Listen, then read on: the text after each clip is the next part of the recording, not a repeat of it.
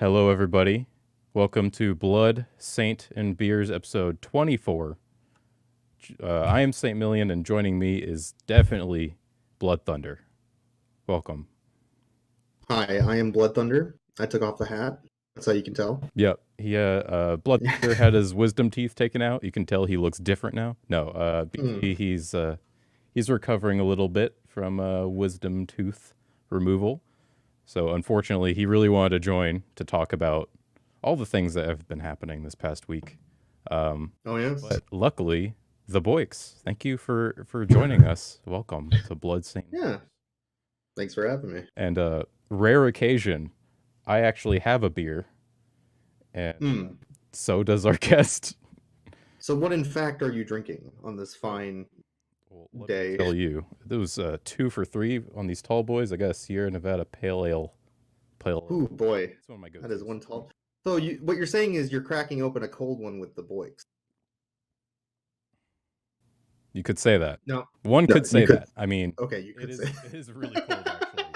And I am with the right. Boyks. But you can't say that.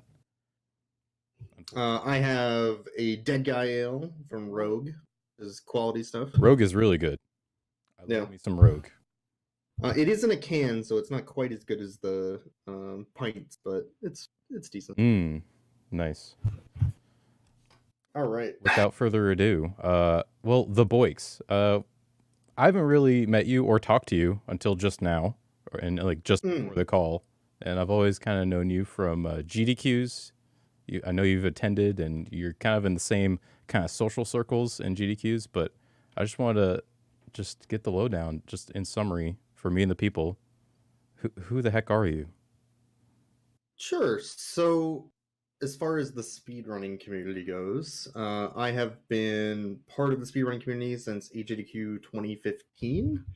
I was actually kind of a huge speedrun fan for years before that. If you remember, before Twitch, speedrunning was kind of ridiculous to find. So you would have to go to like taskvideos.org or Speed Demos Archive.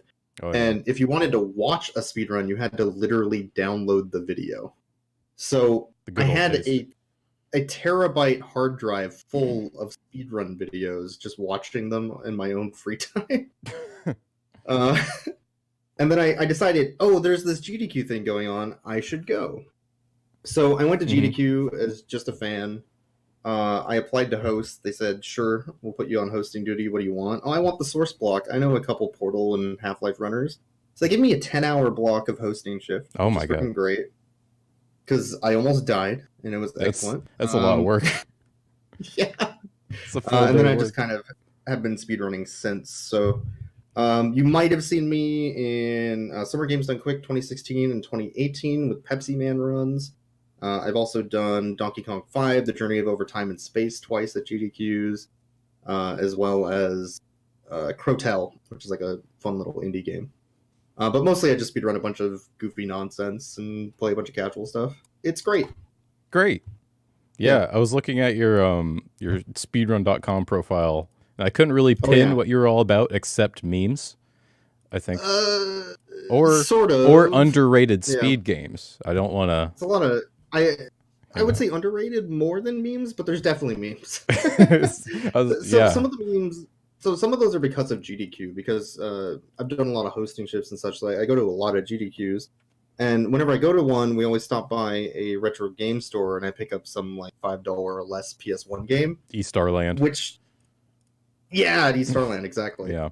Although we won't be able to go to Eastarland anymore. I know. That was like one of our yearly rituals is to just go to Eastarland and find the most garbage you could find.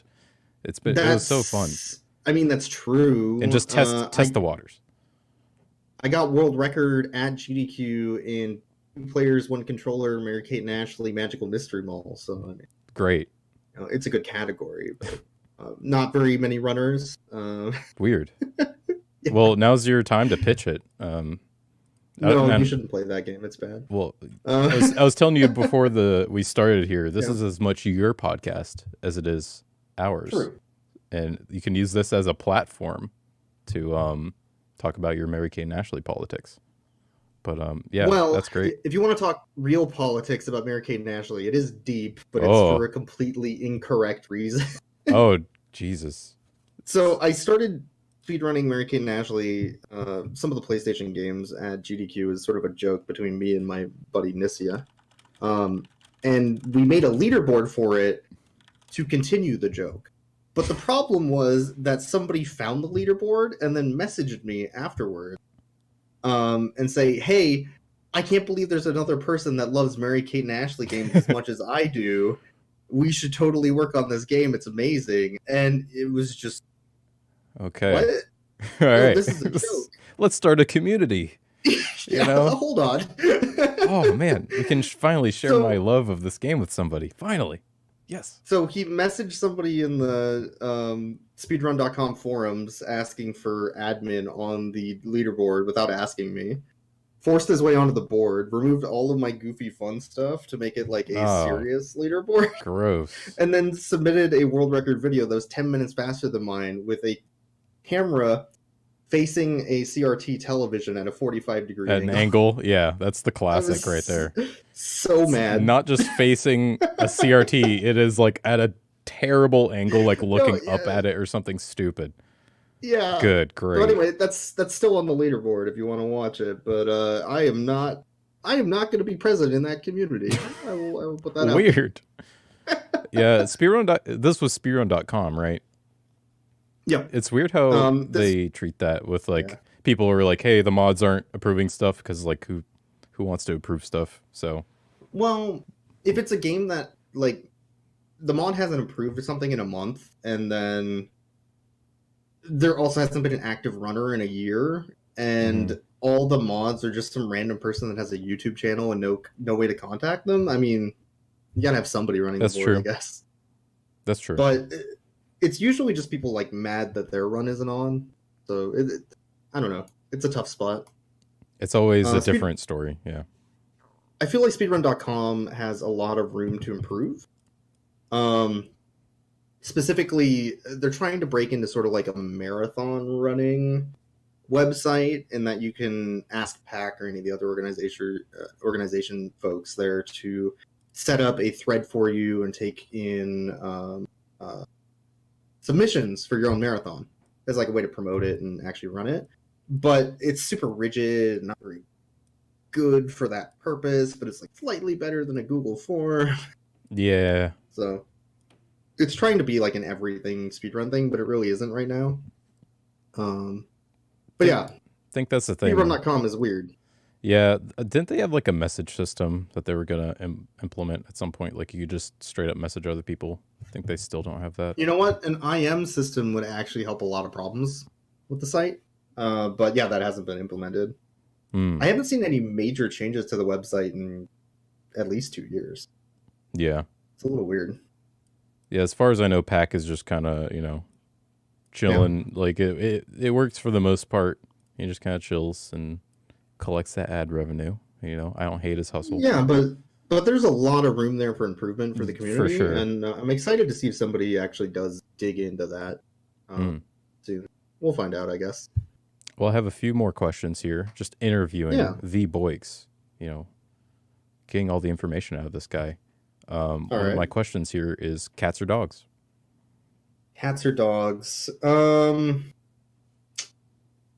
I am personally quite a bit of a dog person, in that dogs are great, but it's a strong argument. I own a cat. I own a cat because I can't actually own a dog in my apartment. They're lower maintenance. That's where we are. Yeah. The problem with owning a dog, especially if you live in your own apartment by yourself, you don't have roommates or anything like that, is you have to constantly go back to check in on the dog. But with a cat, you can kind of just leave food out and leave for a day if you have to go somewhere. So yeah, cats are more latchkey kids. Dogs are they need something going on. I've actually been considering getting a dog, but yeah, again, that thing. Man. Dogs are great. The other problem is you have to figure out if you want a small breed dog or a big breed dog, because they're completely different situations.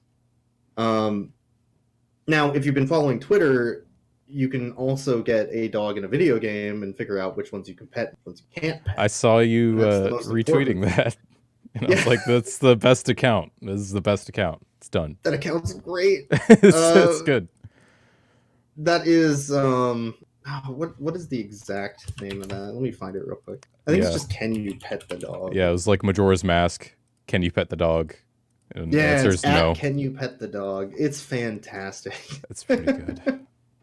I don't know who came up with that idea for that Twitter account, but it was a really good idea. But yeah, I mean,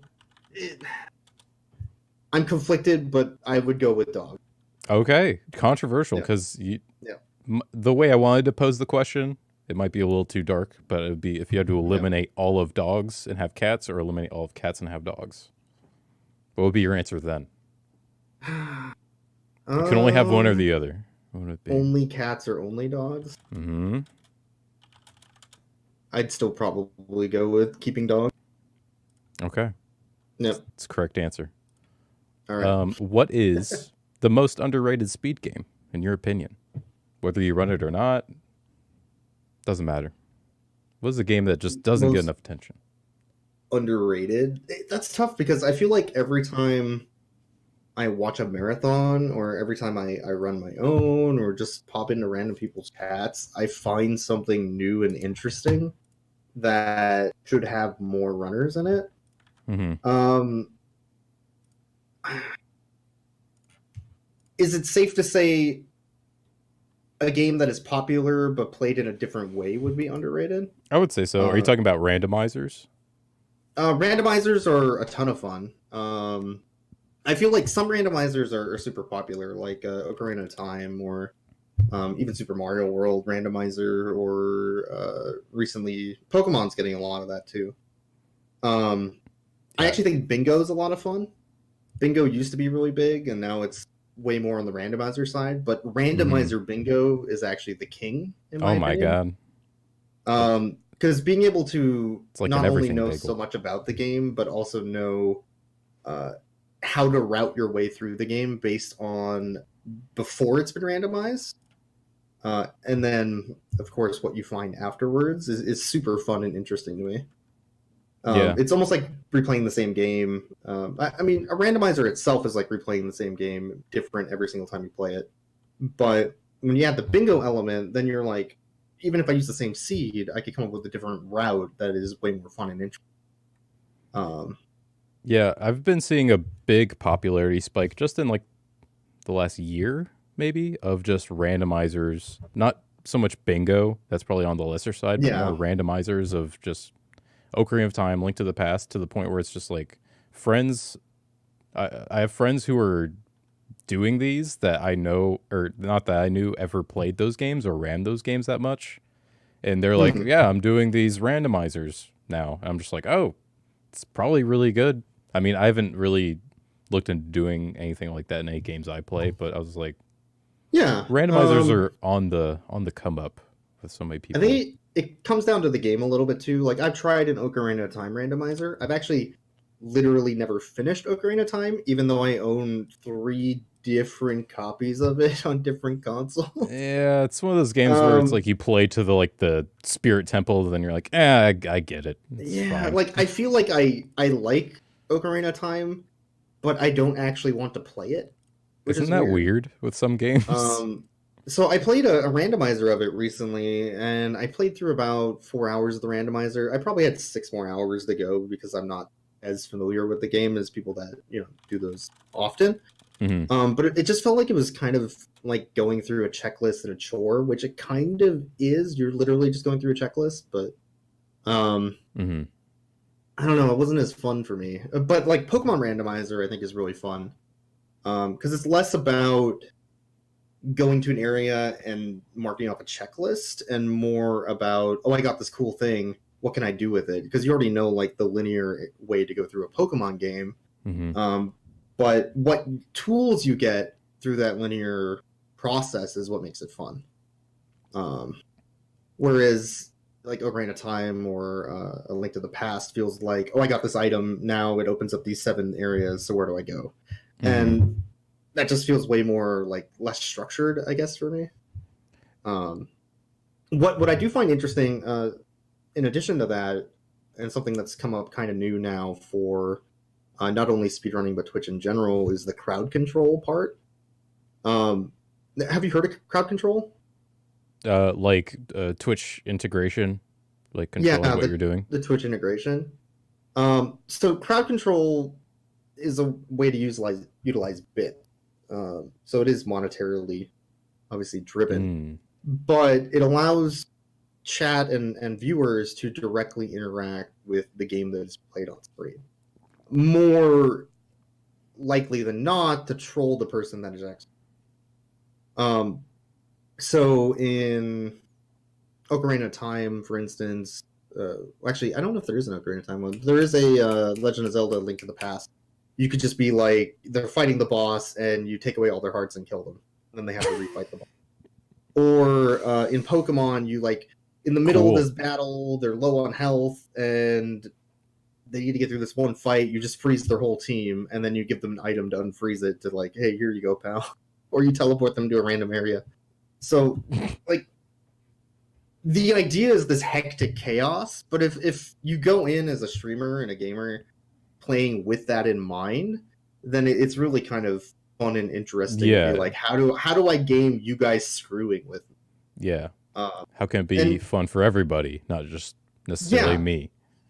So it gives you a way to create less of a I'm playing, you're watching, and more I'm playing and you're also playing. Yeah, you have a stake in this to some extent.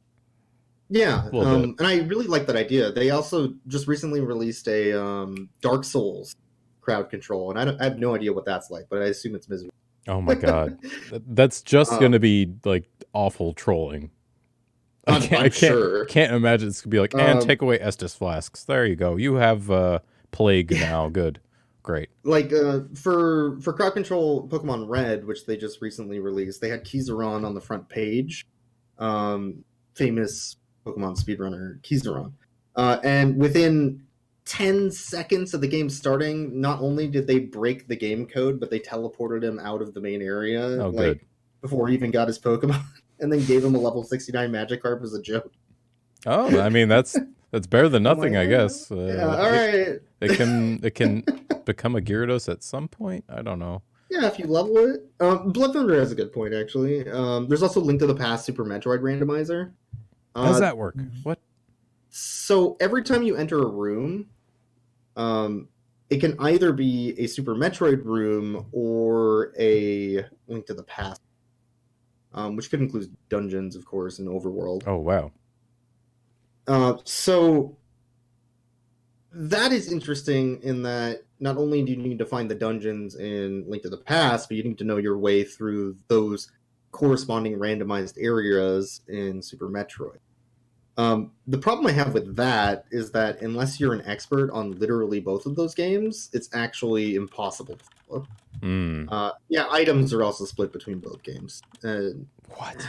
That's insane. Like, even as a person playing that, I feel like I would get confused and lost. So that's like whenever I'm not sure. It's like whenever you walk into the board game room of a GDQ and you start seeing the like multi-leveled like Rubik's cubes. You're just yeah. I can maybe do a normal. Yeah, cubes. I could maybe do a normal Rubik's cube, but the moment you're throwing in like all these different dimensions, like nope. It's probably cool for you, but for just like stupid me, I can't deal. That's interesting though. I tried to learn Rubik's cubes. Like if you know how to do a 3, you know how to do a 5. It's just on a bigger scale. Okay. But my dumb brain can't like quite memorize. Yeah, that's the way I explain it. My lizard brain needs. Yeah. I guess you just need to spend the time to like look it up and learn the ins and outs of it. You have to do it piece by piece and then just do it repeatedly. Really? Yeah. That's kind of what it seems like anytime I look at a Rubik's Cube. And I see people solve it and I'm just like, but it's probably not too terribly hard.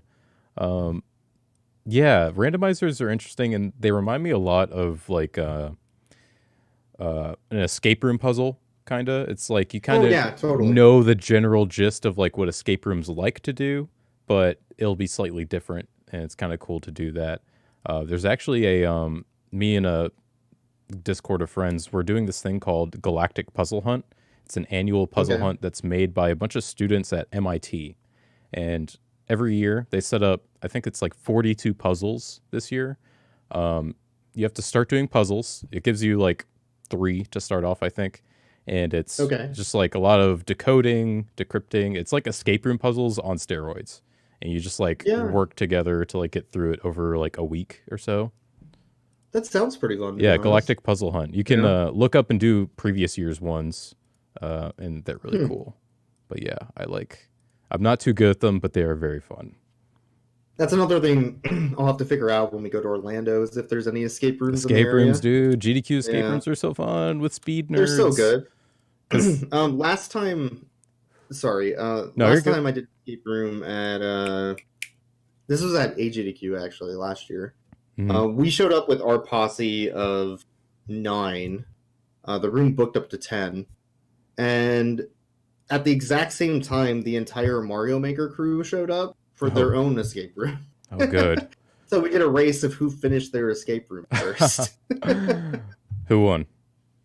They won by like 10 minutes. Oh, God. I was quite upset. Which escape room was it? Because I think I might have gone to that one. What the heck is it? It's the I'm trying to remember even which rooms were at which GDQs, because I go to them every GDQ. I forget what it's called, but they had like a space themed one where you had to find the escape pod and get out. Was it Star Wars? Escape room. It was like Star Wars themed. Yeah. Herndon, exactly. Yeah, we did that one. And there was the big galactic map in the middle. There was the map. There was the VHS tape of Spaceballs, the movie. Yes. Oh, that was great. I love Escape Room Herndon. We've been going there for like multiple years, just like our group of friends. That galactic map sucked. I hated that. That map was not great. Because you had to find the like, there's the Star Wars map. And I know about this because I'm a Star Wars nerd. The galactic map is way too big. There's so many planets. And they're like, yeah, just find these planets. And we were like, we need everyone to come look at this map right now because it's pretty hard. That one did have it also had this really cool puzzle where one person had to put their arms in like radioactive gloves through a wall, and somebody had to go to the other side and tell them what to pick up and directs them. That was a really cool idea. I like that. Yeah, dude. Escape rooms are so fun. I used to work at an escape room.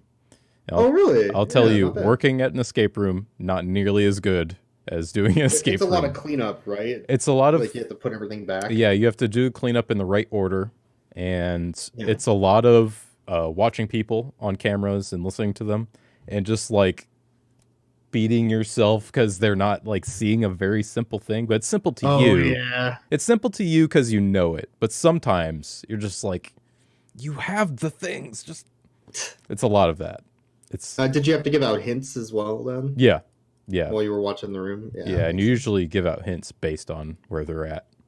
Just like, hey, just look at this again. I remember one of those escape rooms that we did with them, we failed because we screwed up the naval flag alphabet, which I feel is fair because it's not a very good alphabet. No, that's like something not normal people would know that well. Oops. Yeah. So we spent like 20 minutes on that and got the wrong answer until we realized that it was wrong and went back and fixed it. But that just wasted all of our time. We lost in the last like 20 seconds. I hated it. Getting stuck on the one puzzle. That's how it always happens. Yeah. So you've been organizing this marathon, this online marathon called Valuethon. Do you want to talk about that a little bit? Yes. So Valuethon is sort of a bi-yearly marathon, so we do it twice a year, generally in the spring and the fall. And it's a marathon that is built to showcase generally less, I would say, mainstream or more interesting runs. So that could be... PD Boo playing Super Mario 64 70 Star, but on a DDR pad. That's pretty good. Which is real good, by the way. That's pretty good. Super excited for that. It could also be 2-minute mist run. Yeah, we're doing a 2-minute mist run. Hot damn! I'm so excited for that. You have no idea. I mean, I'd watch that. That's something I'd watch. But we're also getting like all 4 of the top runners of Dead Cells in a race together. That's real cool. You don't really see that on too often. Those runners don't usually get to race very often against each other. Mm-hmm. What else are we doing? We're doing like a web game called Battle for Dream Island Again 5B. Oh, that sounds like a web game. An Definitely iOS game. It sounds like a web game or a Kingdom Hearts offshoot. Oh, we got Kingdom Hearts too. Okay, good. I also see this is a game that me and a friend of mine, Zimbabwe, we played a little bit and tried to do some tech on or speedrun research on. But a lot of people have been picking it back up. It's called Ghost of a Tale. Dr. T. Chops submitted it, which I was super happy when I saw him and a couple other people playing this game recently, because it's a cute little mouse game, and you're a little mouse, and that's it. And it's a cute little mouse game. A lot of tech, too. Of neat tricks. There's a lot of neat tricks. There's load warping, I think. A lot of out of bounds. There's some like death abuse stuff. Yeah. Yeah, it's a good run. There's dead mouse walking glitches. Yeah, pretty cool. Excited for that.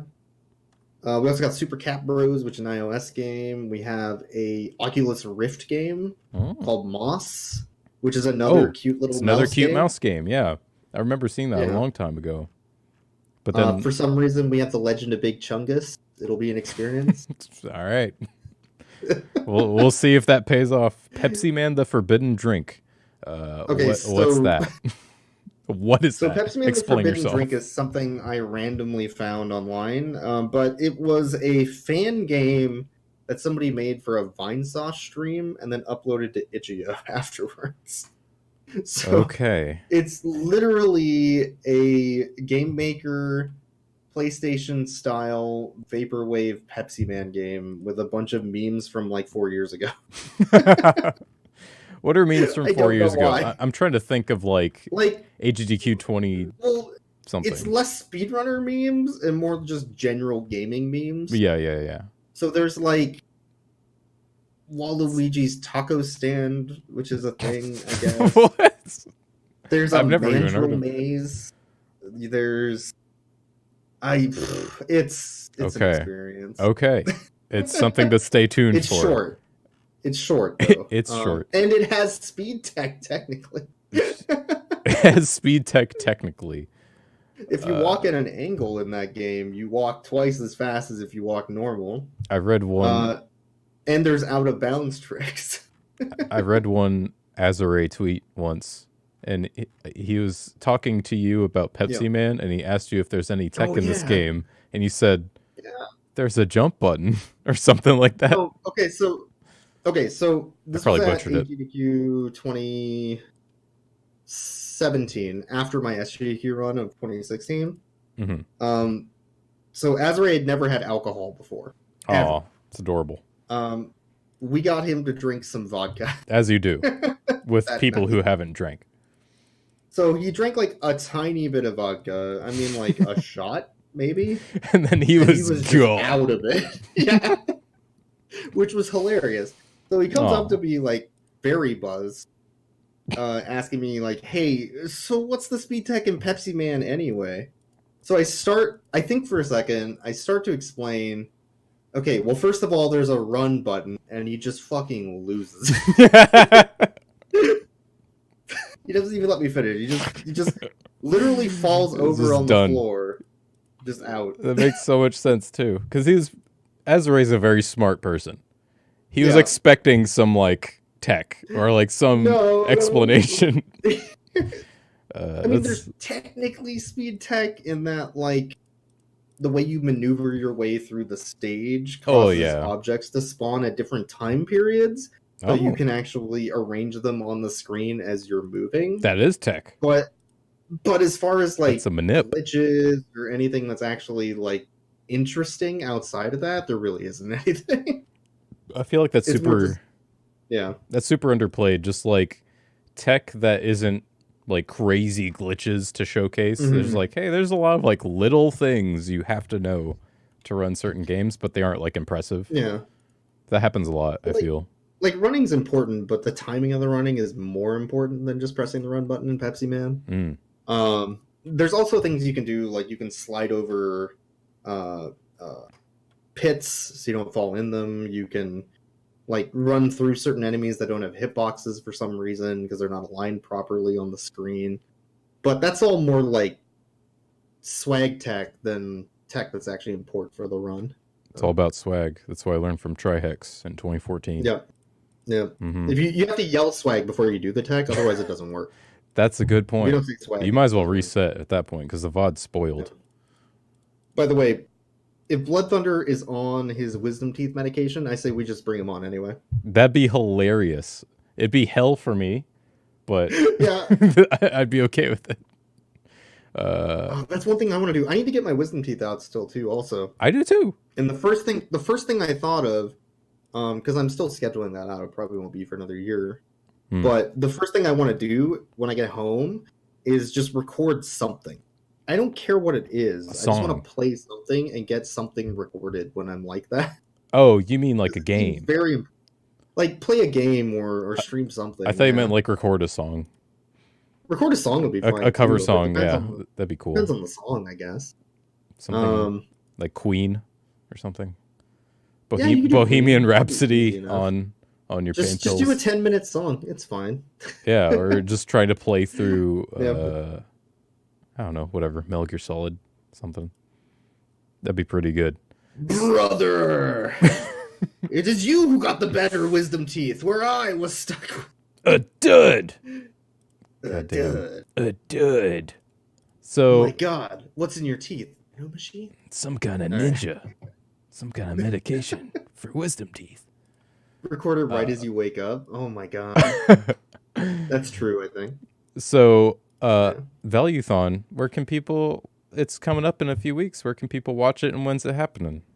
So it'll be happening April 5th through April 7th over on twitch.tv/Valuethon. You can also follow us on Twitter at Valuethon. But yeah, Twitch channel is going to be the best for actually catching it live. We have a Tiltify link there because we're actually going to be doing this as a charity marathon for the first time. Oh. Previously for Valuethon, the first Valuethon was actually to help a couple speedrunners make it over to the first Calithon, which actually just had another recent event. And then the second one was also to help some runners get to, I think, SGDQ that year.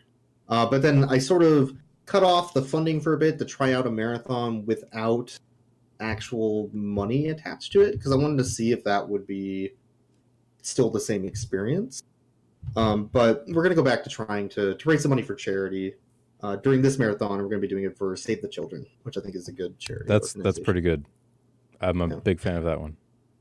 Hey, what's up, Chops? We got our beer. Don't worry about it. Yeah, there are 2 beers. I think this is the first time ever on Blood, Saint, and Beers that all contestants had beers. Well, speaking of charities, that's awesome. So, yeah, everyone go check out Valuethon. Go follow the Twitch. Check out the Twitter. There's a games list out there they tweeted. If you want to look at that. When will did you say when the schedule will be out? Sorry. We're about halfway through the schedule as of yesterday, so we're hoping to finish either today or tomorrow. Nice. I think the games list is real good, though. It is pretty decent. I was looking through it, and I was like... it's a good mix of solid games and just goofy weirdness, and that's exactly what I wanted. So I'm a fan of anytime Final Fantasy VII PC any % is shown off, because that's just cool debug mode. It's still a few hours, but it's like just interesting to watch. Yeah, there's a few good things on here. Now that we've gone, this is also the first Valuethon where we're going to be doing 24 hours. Usually we cut it off late night because I just didn't really get a restreamer for that time. Yeah. But now that we have all this extra time, I can include a bunch more RPGs. So I was very happy to get Final Fantasy VII in, as well as Kingdom Hearts. And we also got Super Paper Mario, I believe, in here. Perfect. That's all you need for a marathon. Yeah, that's awesome, man. More importantly, Super Mario 64 on DDR pad. You really need to watch PD Boo if you haven't seen it. That's got to be a primetime slot. He plays everything on Dance Pad. He does Splatoon 2 on Dance Pad. He does Super Mario World on Dance Pad. That's his shtick. It's great. Well, speaking of charity marathons, I think you've been watching some of Calithon, which has been going on in California. I haven't watched too much of it, but basically it is a in-person marathon. They've got a venue. Looks a lot like a GDQ sounds a lot like a GDQ. Like the production is very up there in terms of an in-person marathon. That just concluded yesterday. I haven't been able to watch literally any of it because I've just been so busy. But have you been watching it at all? What do you think of it? Yeah, I caught a little bit of it this time. So Calithon's been going on for a couple years now too, and they've been kind of jumping from venue to venue.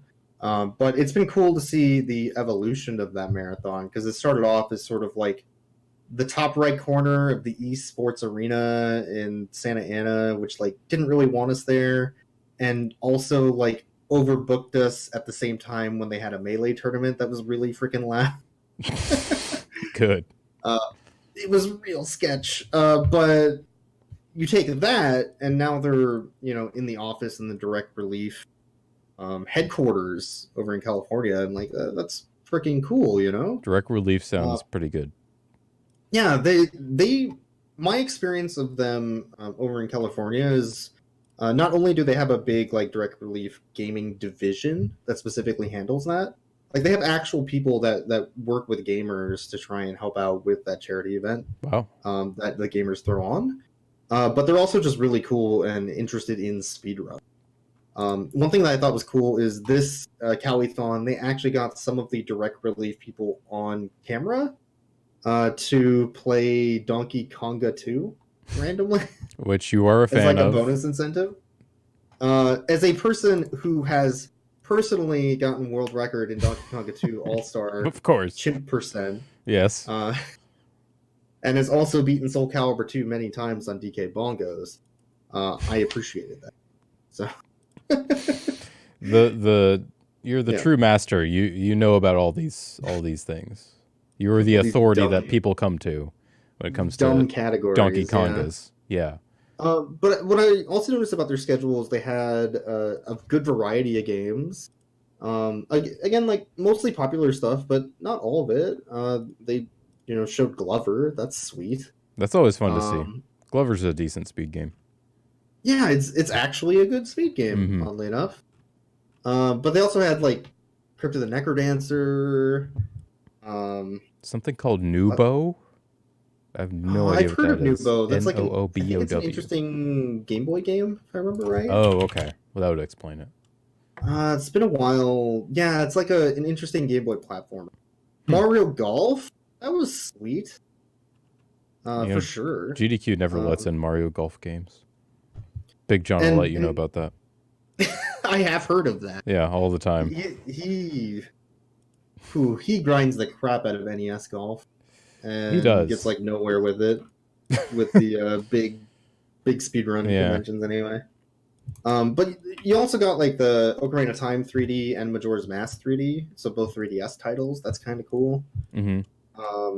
There's a big Symphony of Night community over in California, so there were like 3 Symphony of Night runs just randomly. Oh wow! All in a row. There's Maria, Richter, both 90%, and the Richter all bosses. Just all of it. Let's just get all of it in. They did a bunch of Super Mario World ROM hacks. Jump and Invictus are 2 of the more well-known ones. I don't know. They had a really good games list. There were, I think, some issues that they had with some runners dropping last minute and some travel issues with the snow that was still around in parts of the country, but you don't really notice any of it on the actual marathon stream. So I think they did a really good job. I definitely go back and watch some of the runs. Pugsy was great. Pugsy, this yeah. Is I was just watching live marathon with Pugsy. I was just watching that before I got on here. Yeah. I was like, so I need to watch the rest of this VOD later. Right. That was ran by Drex, or DDRREEXX, also known as Dr. Dre XX, which is not his name, but you should call him that. It's his real name. But Pugsy's a really fun run. It's a cool little puzzle game that not really anybody knows about on the Sega Genesis.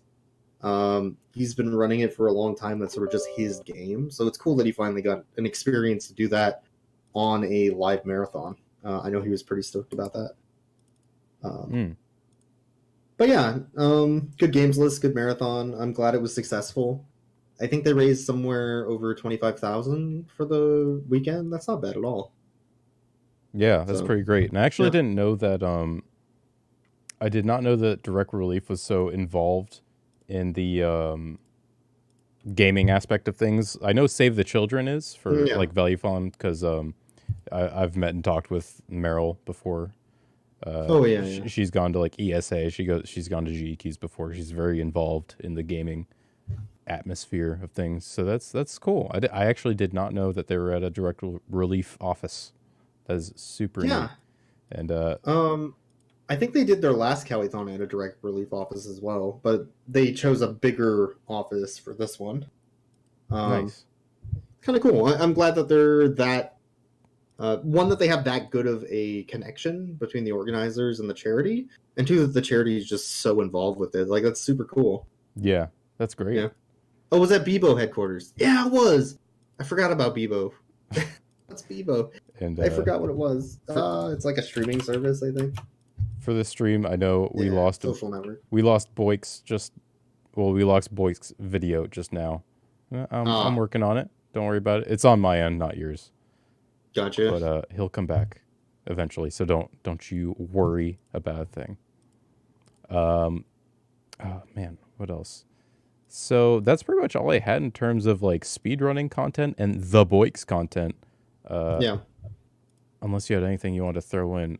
We were talking about SRL stories a little bit, or last week everyone started posting their first races on SRL. Do you want to talk about any SRL old stuff that you went through? So SRL is interesting. Back in, I don't know, 2013 to 2015, I think was SRL's heyday, really. Yes. SRL really isn't a thing in the community anymore, as people have sort of moved over to like their own cliques of people they hang out with, or they're just doing runs on their own competitively. But back in the day, SRL used to be like, hey, I want to hang out with my friends playing a game fast. Let's do it on SRL and get a time. And that was really cool. That's how I met some of my friends, and that's how I got into some of the speed games I play right now. I probably would have never got into Pepsi Man if SRL wasn't around, because the only reason I got into SRL to begin with was to do Pepsi Man runs. Specifically because they had this awful limit of you need 25 races to actually get on the main page of SRL. If you didn't have those 25 races, you couldn't do it. Yeah. So I was grinding Pepsi Man races, but my buddies that I talked into playing it, because obviously nobody was running the game at the time. Actually, there wasn't even a leaderboard or anything for Pepsi Man at the time, period. Even when speedrun.com came out, I actually had to make that leaderboard. No, sorry, I'm wrong. There was one person on the leaderboard. I joined the leaderboard and got added. And then like 8 Brazilian runners just randomly got added right afterwards. Oh, good. Because it's apparently really popular in Brazil. But we didn't think the game was completable because it was so hard in a race setting. So we were only racing half of the game. And we called it Escape from the City % because of the Sonic Escape from the City truck level. Yeah. Yeah. So we only raced to the truck escape. And then we grinded these like 10-minute, 15-minute runs. Did those count? They do count. Oh my god. The category didn't matter as long as you kept doing it. I'm pissed because I did Mega Man X 8 Mavericks over and over because I thought that was going to get me on. Longer. But they don't count that. They said, no, it has to be the full game. What are you doing? 8 Mavericks? That doesn't count. They counted our Escape from the City runs. Oh, and then so they also mad. counted my Magic the Gathering 1997 PC game runs. So that's how I got I'm upset. I'm upset. I keep hearing about all these people running these like categories that are like not full game or just some random game. And I was over here like, I'll just run Mega Man X 8 Mavericks because that was like one of my first speed games because nobody was racing Jet Set Radio, which was my first SRL age speed run. I was like, fuck, how am I going to get races? So I just like look at what other people are doing. And I was like, okay, love Mega Man X, Super Mario 64, Super Metroid, Link to the Past. Okay, Mega Man X. Yeah. Like you had two choices. Either you could just join a race that happened a lot with a large community, or you could somehow coerce 2 or 3 of your friends into racing games with you. which they would usually forfeit. Because You you were guys the one who forfeit, cared and I'll about just getting on the front page. I'll just finish this race here. Yeah, but I mean, getting on the front page was a big deal because in SRL's heyday, if you were in the top like I don't know 5 lines of streams on SRL, you got viewers. Yeah, which there were only like 10 to 12 lines of streams. Yeah, there weren't many, and you didn't have to get too many viewers. It was like 20 viewers, and you're on the top 5. Mm-hmm. So, but like the whole community was like, yeah, fuck yeah, SRL, let's go. Yeah, everyone hopped on. So that's how you got community recognition. It was weird. But also back in like the 2013 to 2015 days, that's also when you saw like the shower percent runs on SRL, where everybody would just like hit the start button, go take a shower, and then done when they were done. I mean, yeah. Some people, they have the strats. Some people, they get hung up on the things you need to do in the shower. Yeah. There were skips. I'm sure some of them utilized them. Skipping the shower. Yeah. All together. Shower skip. Yeah, you never shower. Into the credits. But yeah, I used to browse SRL a lot for new streams. I don't think I've been on SRL in I haven't been there. Probably 2 years. I did stop by once. When this thread was going around on Twitter about races, I stopped by to check out my races. And I actually can't log in on SRL because my IRC password changed. And in order to change it, I have to log onto their IRC chat and request a change. And that's just too weird. Yeah, I noticed they don't have like a password reset on their site. And I was like, I don't know where to start with this, and I don't care.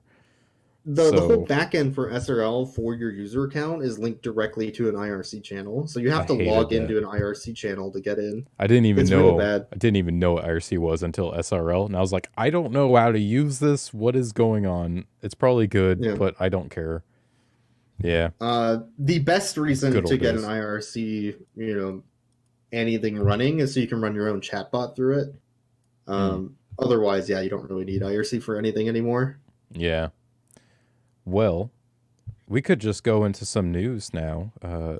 Most notably today, Google had they've been teasing their game announcement for, I think over a month now or so, but they announced Google Stadia, a streaming platform, probably a subscription service platform for streaming video gameplay like no one has ever seen before. Not like PlayStation Now or OnLive or anything like that.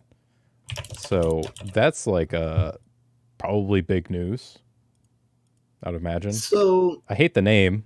I'll just go ahead and say that name sucks real bad. Stadia is kind of bad, but it does remind me of Stadium games, and it makes me think that hopefully we'll get some sort of motion control Stadium baseball game for it.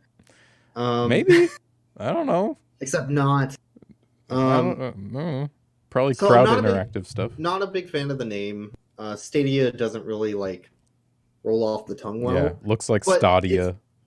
It's also not Xbone X, so it's not the worst thing. I would agree with you. It's not an Ouya. The controller is a lot better than what they originally were leaking. The original leak was actually based off of the patent for the console.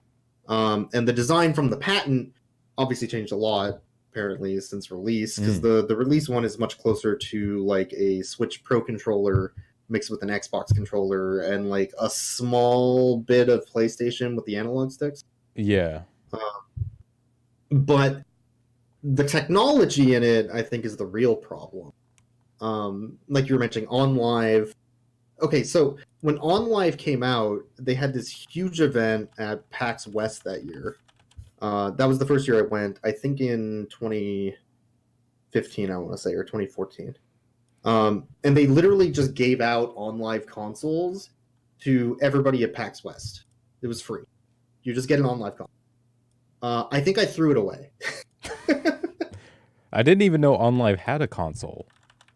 Yes. What? Well, the OnLive console was essentially it was sort of like its own little modem just to connect to their network. Oh, okay. And then it had like a little GUI you can interact with to pick your games, but it wasn't really a console. It's like a controller and a little box kind of thing. Yeah, and then once OnLive went under, PlayStation Now actually is Picked it up. built on the OnLive um, base because they bought OnLive, Sony did, and then made PlayStation Now out of it. Yeah. Which I've heard is But decent. it's okay. Yeah. Yeah. It's certainly like nobody has a PlayStation and is like, man, I love PlayStation Now. I am doing everything on PlayStation. Nobody does It's it. just like Nobody talks about PlayStation Now. It just exists. That's true. That is but very it's pretty true. Okay. It's not something to get excited about. I would say it's similar to like the Switch has the NES games you can play if you pay for online. It's like that. It's a thing I can do now that I have PlayStation Online and like whatever. But like it's okay. But the problem with that technology is that when you're doing with cloud gaming, you're dealing with obviously you don't have a console.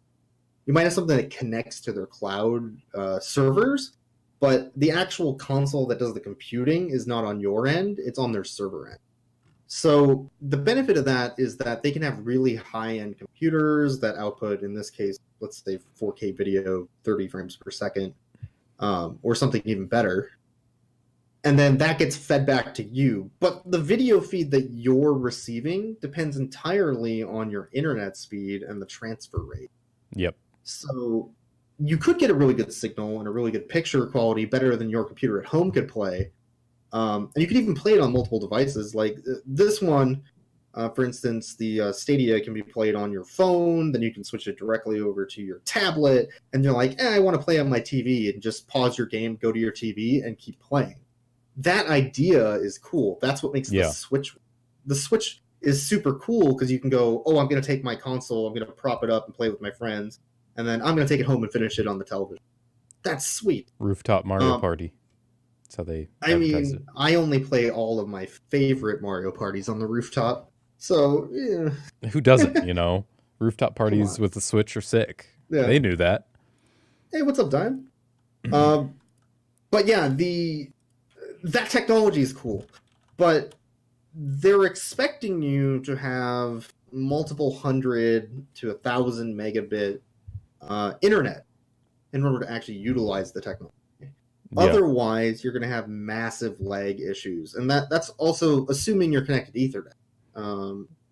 If you're wireless, let's say you're on Wi-Fi for your little device that connects to Stadia rather than actual Ethernet connection, then you're going to run into a lot of specifically, they were doing some studies on the Stadia, and this also came up with OnLive. This also came up with the Steam Link. Remember the Steam Link that was selling for $1 on Steam when they were trying to get rid of them all? Yeah, with Icy. And yeah, I got both of them. Yeah, $5 for this, and something's going to get mailed to me, I guess? I don't. And the Ouya wasn't exactly the same, because the Ouya was actually a console, unlike the Stadia. It's just the Ouya was a really bad console. Yeah, Towerfall. But Ouya was also trying to do more mobile gaming on home, but like mobile games aren't really made for your television. It was a bad idea. It was a bad idea. And Stadia is kind of like that in that they're trying to allow you to play your games on your phone, but you're playing stuff like Fortnite. You're not playing stuff like Amazing Frog or whatever, you know. Now, you could say Fortnite's garbage, of course, but there is a quality difference. Whoa. Most of our viewers love Fortnite, okay? Everyone here plays Fortnite all the time. You shut up. Right. Okay, Google, open Fortnite. Oh, sorry. I was just trying to set off someone's... Sorry. I'm going to play Fortnite on Google... what's it called? What's fucking... Stadia. Stupid name. Oh, the Stadia, yeah. What would you name Stadia? I would call it Goo Games. The Goo Game? Goo Game is implying a very different thing. let's be very I want to get Goo Gamed. Let's Goo Game each other. It'll be fun together. I'll stream on YouTube Gaming, and everyone Goo Game with me. Why don't they just call it... Okay, this is a really dumb idea. Why don't they just call it the Google Glass 2? They should just call it Google Glass 3. I don't know. They could call it the Google Plexiglass. I would be fine with that. The Google thing. Whatever happened to Google Glass? They just canceled it, didn't they? Oh, Google Glass is dead. Yeah, they were just like, it works, but fuck it. That is something that looks way better in the movies than it is actually Yes, Yeah. in there. If you were to think of one of those memes, like what they thought it was going to be, what it is, it's like they thought it was going to be like Iron Man, like Marvel computers. Oh, yeah, Google Play. They could call it Google Plus. Wait. They could call it Google Drive, like you're. Oh wait, no. Yeah, like you're driving and it's all driving games. Wait, that's not gonna work. Crap. Anyways, back to Google What's Poppin' Gamers. There it is. Google Epic moments. They could have just called it Google Epic if Epic Games wasn't a thing. Google and Epic Games are merging.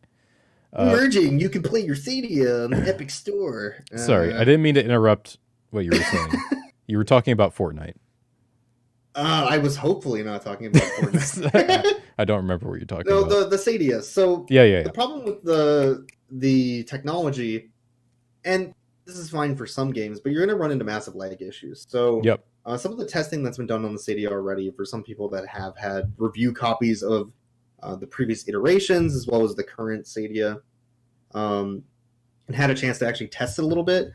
Now, this was on Wi-Fi, but they were getting about 10 frames to 13 frames lost or in delay of input using the Stadia on a 200 megabit internet connection, which is technically comparable to an Xbox One X played on console connected to a television.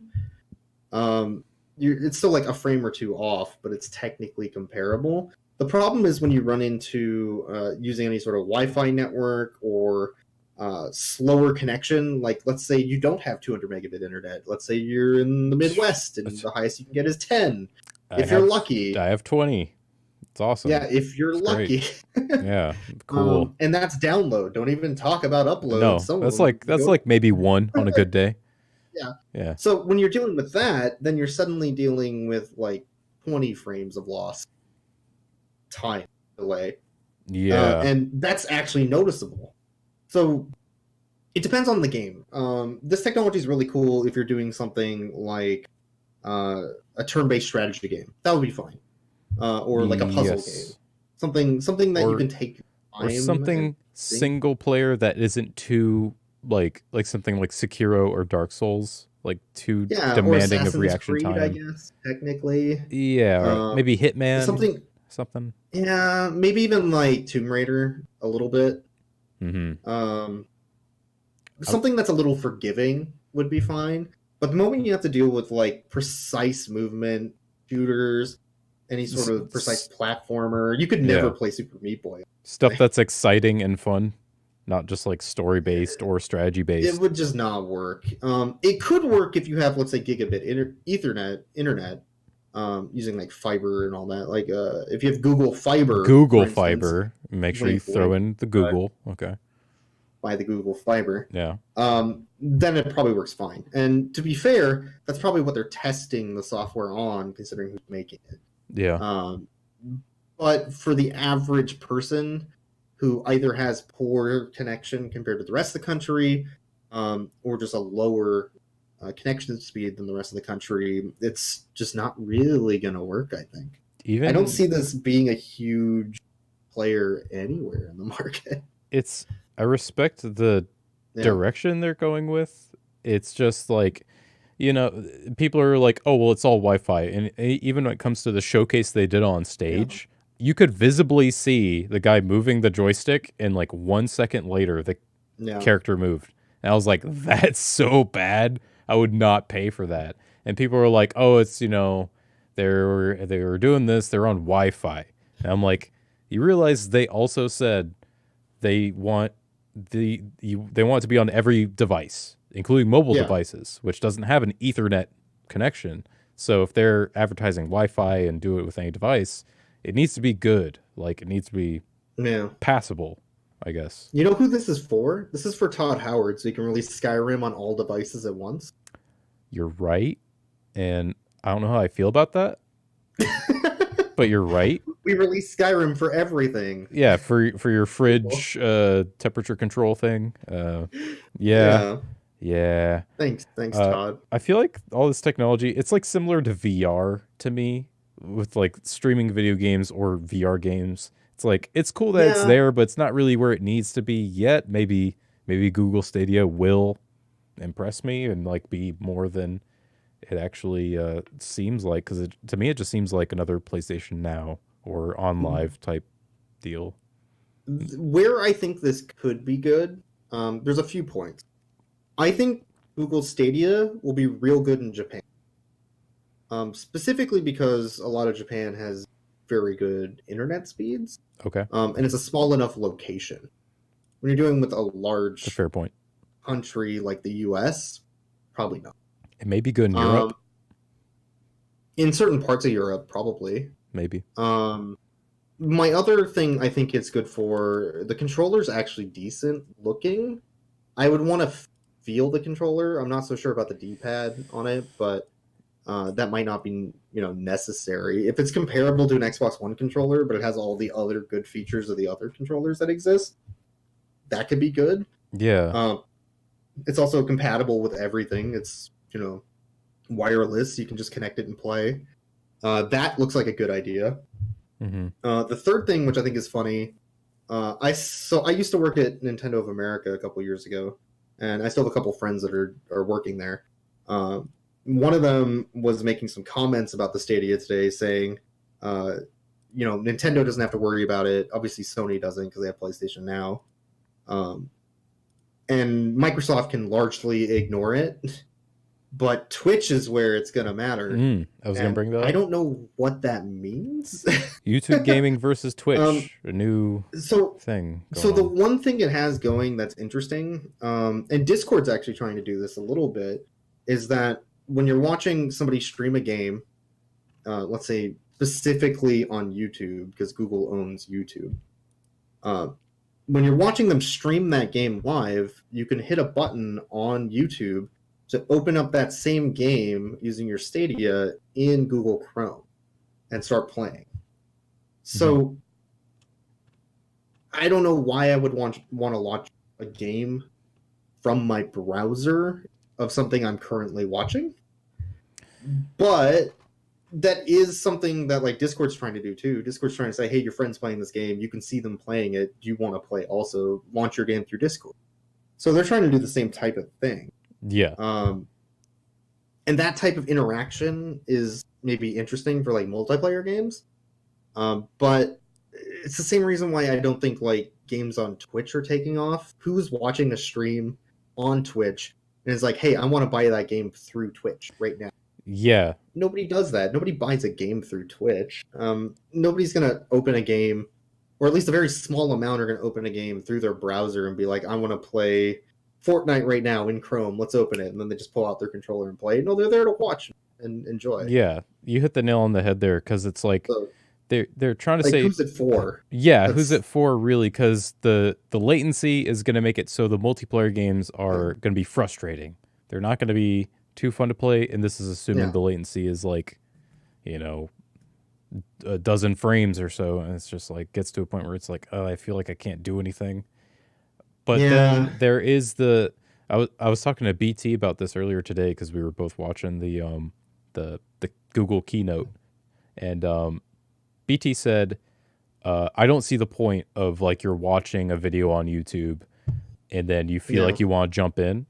And I thought that it does make some sense with single player games specifically, because maybe you watch like the first episode of somebody's like impressions video, and it's like, you see like the first like intro, and then they start playing it. You're like, oh, it looks like pretty good. I could just like play this, I guess. So you don't have to watch the intro again. You just like pick right up and you start playing the rest of the game. The use case that they were saying for the Stadia, I can't remember what the hell it's called, because it doesn't really make it's like the Wii U. I just want to make fun of it. State save? The State Savia. It's the Stadia Savia. Something. Goo game. Goo game. Yeah. But the use case isn't I'm watching a well-edited 10-minute and 1 second YouTube video, gotta get that ad revenue, of somebody's impressions on a game, and they're like, say for part 2, remember to like, follow, and subscribe. They're talking about YouTube gaming, which is their streaming service, which is not very well used and is actually really awful to interact with. So they're not only talking about like, hey, I watched this video and now I'm going to play this game through YouTube because like I don't have to go somewhere else and launch it. It's, hey, I'm watching you literally play this game live and talking to you in chat, and oh, I guess I'll open the game too. That doesn't usually happen. No, that's not how people interact with a stream. I think now it could change that way, but yeah, they have to add something else other than just saying you have this option. You know? I got more of the impression they were talking about just YouTube videos, not like live streams on YouTube gaming. Yeah, maybe that's true. I didn't watch the whole keynote. Maybe my assumption probably was both. Maybe, I don't know. Servers, to be honest, both live and just videos. I'm sure you could upload videos. Oh wait, no, I don't know, because if you edit videos, isn't it then also kind of crappy of them to do that? Where like they're demonetizing gaming videos and also encouraging you to open it through their web browser and play it. What does that mean? Yes, you're asking a lot of good questions right now. YouTube is very weird, and yeah, yeah, that's a question to ask. But yeah, it feels like they're trying to capitalize on the OnLive system, because cloud gaming, in theory, if the entire country was brought up in internet speed, which is really slow because that's been trying to happen for like 30 years or more. But if that actually happens, this type of thing could be really good and really popular. Yes. And we've already shown like that type of instant access to gaming works, because it works with the Switch, and the Switch is very similar in play to what they're trying to do with the Stadia. The other problem, which could actually be a plus side for it, is that it's a subscription service. So you don't own any of the games that you're playing on the Stadia, but you're paying a monthly fee to play any game that you want that's in their catalog. So there's a couple problems I have with that, but I think subscription services for gaming could actually be the wave of the future. It works for Netflix. It worked for gaming in the past with like GameFly. Obviously, that was through the mail. That's one I want to bring up. Yeah, go on. Sorry. That worked.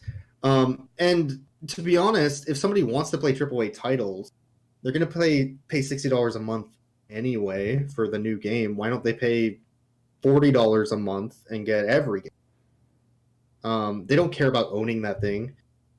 Now, there's a bunch of purists, mostly older gamers, that care about, I have this physical thing I can resell. But I don't think that is the main way that people want to game. I think they just want to play a game. That's why, like, Fortnite's not going to be around forever. Battlegrounds, PlayerUnknown Battlegrounds, that was going to be there forever. That's not. What the hell was it? DayZ? DayZ was here for like a year. That was the last game I kickstarted. H1Z1 was there for a year. That fucking died.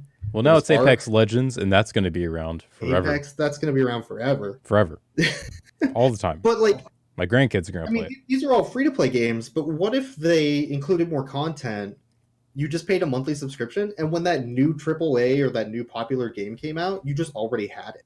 You could just play it. That's how WoW's stayed around, Yeah, that type of subscription service is a really good idea, I think, for these studios. Now, obviously, it's terrible for indie studios because indies aren't going to make any money off of them. You need pure volume of players to make any sort of income off of a subscription service. Like musicians that get onto like Pandora or Spotify, they make almost nothing unless very really small popular. amount. Yeah. So that would not help indie studios at all. But the big AAA studios that are already having problems selling AAA games, it seems like a good solution for that. My concern would be, and Netflix is doing this a lot, is if they run out of a contract for that game, you could just no longer play it. It's removed from the service. And even though you paid the subscription, you've been playing it for however long, you have a save file that's in their cloud. The moment that game gets removed from their cloud service, not only is your save gone, or anything you've unlocked in that game, or anything you paid extra for, but you just can't even play it at all anymore. Period. Unless you go purchase it somewhere else. So that's a concern. That's yeah, and that's just a growing thing with gaming in general nowadays, especially with consoles. It's like you could buy this game, you know, digitally, and it'll be attached to your account. But in the future, it's like, you know, maybe you'll sell your console. You don't know how to recover your account. That's like a weird gray area when it comes to digital versus physical. Yeah, and I think we grew up obviously in the age of physical, so we're in the mindset of I played a game, I'm going to sell it to GameStop and get my $5, so I at least get $5 back. And I'm getting scammed, but I got that $5. Yeah, or you could relate it to like Netflix. There's that.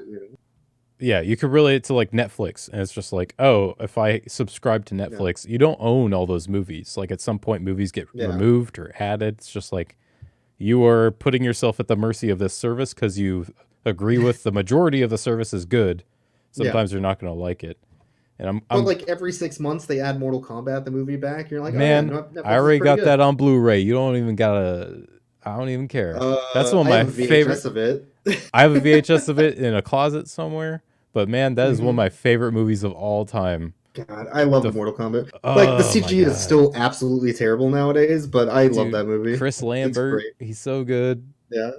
I don't think so. Those were $500 sunglasses. I'm glad you brought up GameFly, because that's one of the first things I thought of with Stadia. Because I was like, man, Stadia is just like digital GameFly. Because with GameFly, one of my roommates had it years ago, and I remember there was always like a waiting list with like a new game. But with Stadia, you could potentially use it for like, let's say Red Dead Redemption 2 comes out on PC. I don't think it's on PC right now, but for example, not yet. If I wanted to play it, there are no demos that much anymore, so I could, you know, maybe play it with a little bit of latency and be like, oh, this is like pretty cool. Maybe I could buy it. I know, like, the Switch is good about putting demos on games. I think that that's not like a requirement for games, but a lot of the big ones and quite a few of the indie ones have at least a demo you can play. I don't know if that's the same on Xbox and PlayStation. And Xbox did do something similar that's kind of like a demo. In that you could share a game that you owned with your friend through their cloud connection, and then your friend would just connect to your copy of the game and then play online with you without having to purchase the game. So they have done something similar in the past of like, you can demo this game by playing it because your friend bought it, and we know it's a multiplayer game, and buying 4 copies of a $60 game really sucks. So 3 of you can join into your one friend who bought it, but only if you're online at all times and only occasionally. That's like you could try it out type of thing. That works. If Stadia did something similar to that, that could be cool, so people could like test it out and see if they like it. Like, I buy a subscription and you can try a multiplayer game with me. I'd be okay with that. Then at least we're like getting something out of it without putting all of our eggs in one basket. Yeah, it's the worst feeling of like everyone's like, hey, let's all get this game. Then you play it like one time and you're like, oh, well, that was shit. I also think it would be... my hope would be that they would do some like yearly subscription that's cheaper than like a monthly subscription. That's what a lot of those companies do. But they would, of course, encourage you to pay for longer subscriptions because of the cheaper overall price. I feel like if you did that, especially early with this console, you might be digging yourself in to a monetary hole you don't actually want to spend money on. So if I was going to try out the Stadia, I would probably... And it's not... And we're talking about the Stadia like it's a console. Like, Stadia is not a console. It's not even a controller. You can play with a different... It's a cloud service. It's literally just a service in your browser. And it's really hard to wrap your brain around that when you're used to gaming being a physical thing in front of you that you either put a game into or that you throw away because it's the Ouya. Yes. But I mean, that's what you did with the Ouya. I don't know what else you would do with it. I looked at it at Micro Center and I was Yeah. like, that's weird and dumb, and Uh, I'll just never think about that again. I went to RePC here in Seattle, which is a store that sells all old PC parts. You can go in and like build a Windows 95 machine or Oh, that's whatever. awesome. But they had two Ouyas there that had $20 on them, and I wanted to ask if they were going to pay me 20 or if I because I would take it away from them if they paid me. What's this number all about on the Ouya you have? What is that? Just how much it Yeah. weighs? Or Yeah, are what, you going to give 20 me ounces? $20? What does that mean? I don't. I don't understand you. Who wants this? Is this What a are you- why are you disposal selling fee? this? I'll invoice you. Yeah, exactly. God dang it.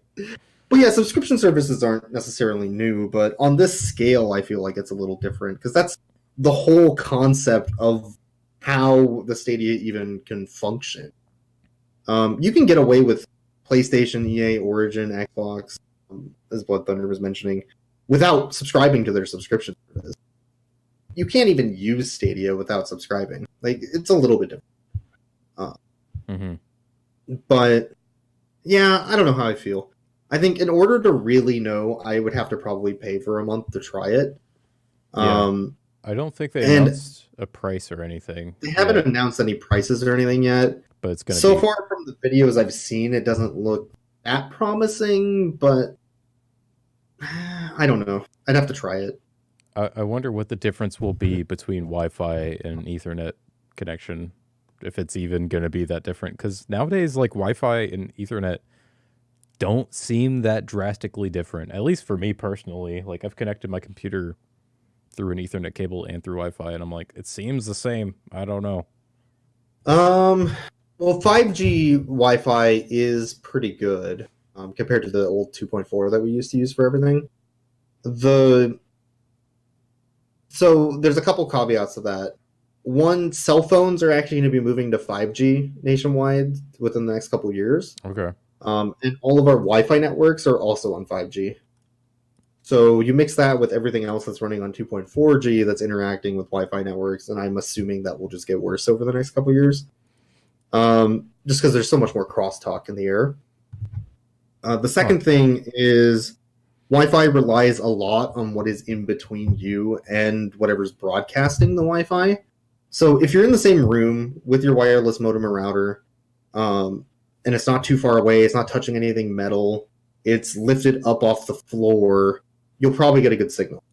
If it's second floor of a house or third floor of an apartment complex that has, 7 other units next to you, it's going to be garbage wherever you're at. It's just not going to be like, it'll be functional, but it's not going to be like fast, and you're going to have drop packets, and that's just the way it works. The more people with Wi-Fi, the worse Wi-Fi is. And the more signals that are, or the more devices that are on that specific signal, the worse it's going to be. Now, there's things you can do to counteract it, but like it's going to be highly variable. Whereas with a physical cord connection, you always have that direct. So that is always going to be better than Wi-Fi. But the latency difference is going to be, it's going to really depend a lot on so many factors compared to Wi-Fi. Where it is, how far away you are. From the actual like data centers and stuff, an ISP center, something. Well, most of it's going to be happening on your modem or your router for the actual wireless signal. But let's say it's 6 p.m. and everybody's home in your apartment complex. Your Wi-Fi is going to be terrible. Yeah.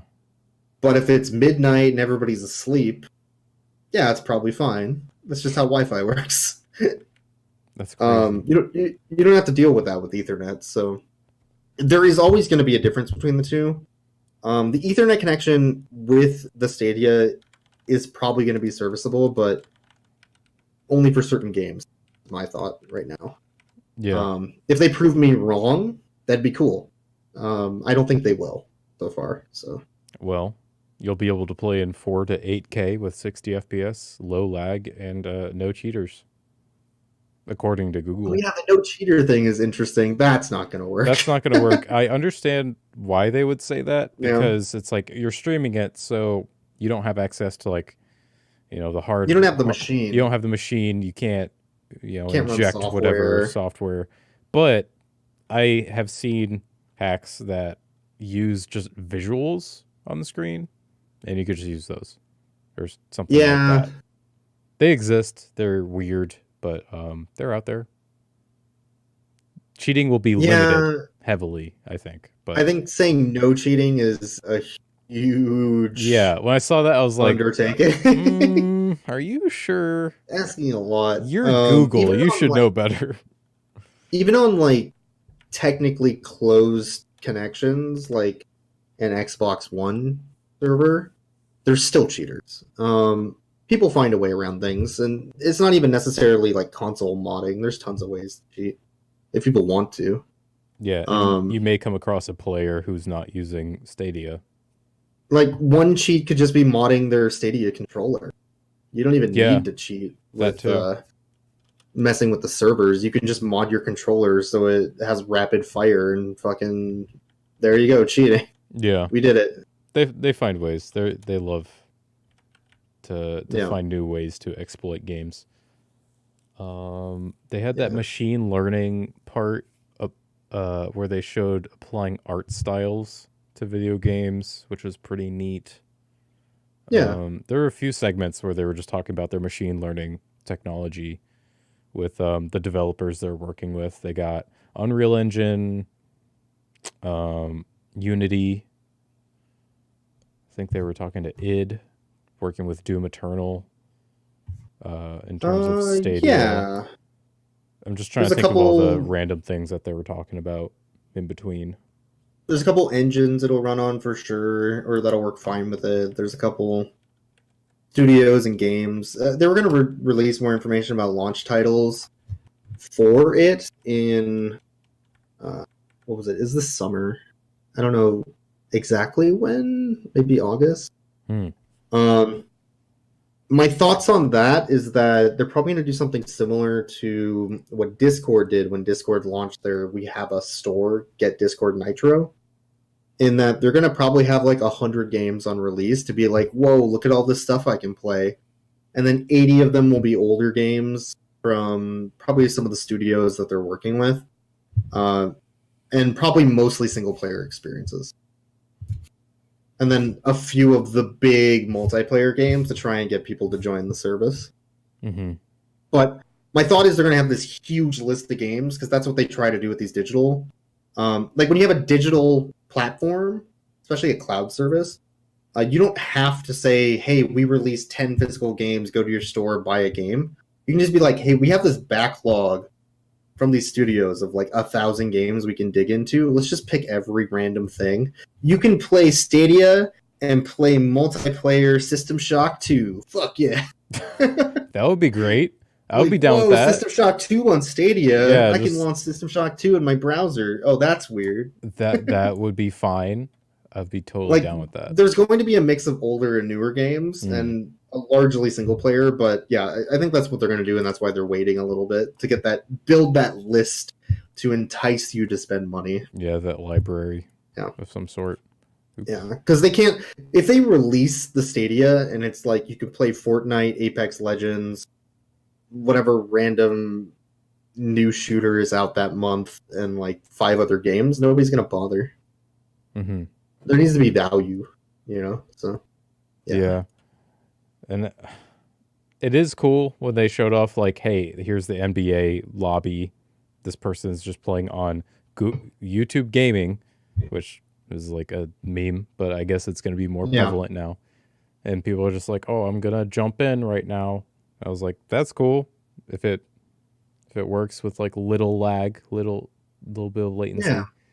But we'll see, I guess. I guess that's the whole thing on this is we'll see. They said the release is 2019, so there's still not enough information, but what I'm seeing, I like some of the ideas, but it still doesn't feel like it's quite there. Mm-hmm.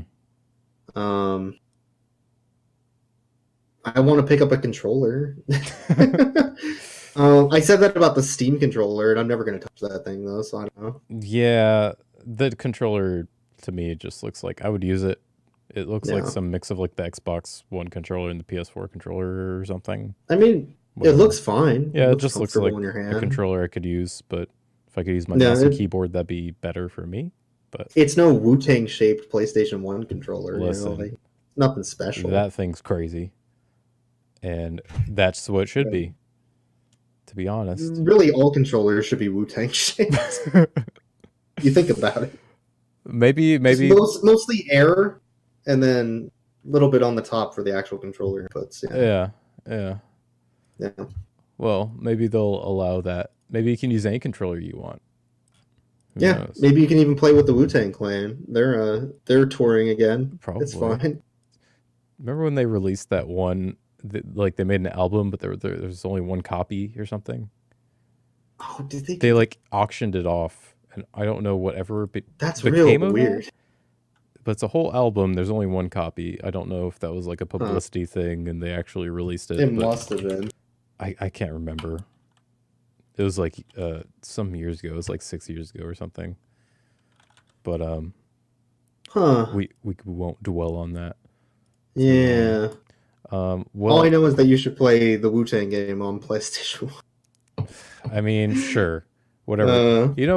Method Man worked with Cabbage Patch Kids, and they made a Cabbage Patch game on Xbox 360, I want to say. Huh. And it's a really weird platformer game. I think it's a 2-player co-op platforming game. And the narrator is like constantly making like sexual innuendos towards you. It's really uncomfortable. Really weird. It's really weird and uncomfortable, and no one asked for it. And Method Man made a song and a music video about Sour Patch Kids. What the hell? And that exists in the world.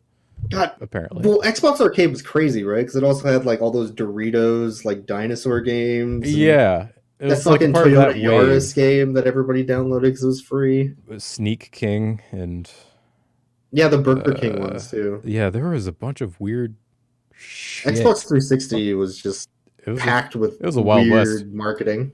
It was a Wild West. Yeah. Sour Patch Method Man. Yeah, you did say Cabbage Patch Kids, then Sour Patch Kids, and I got a mixed method about which. Oh, sorry.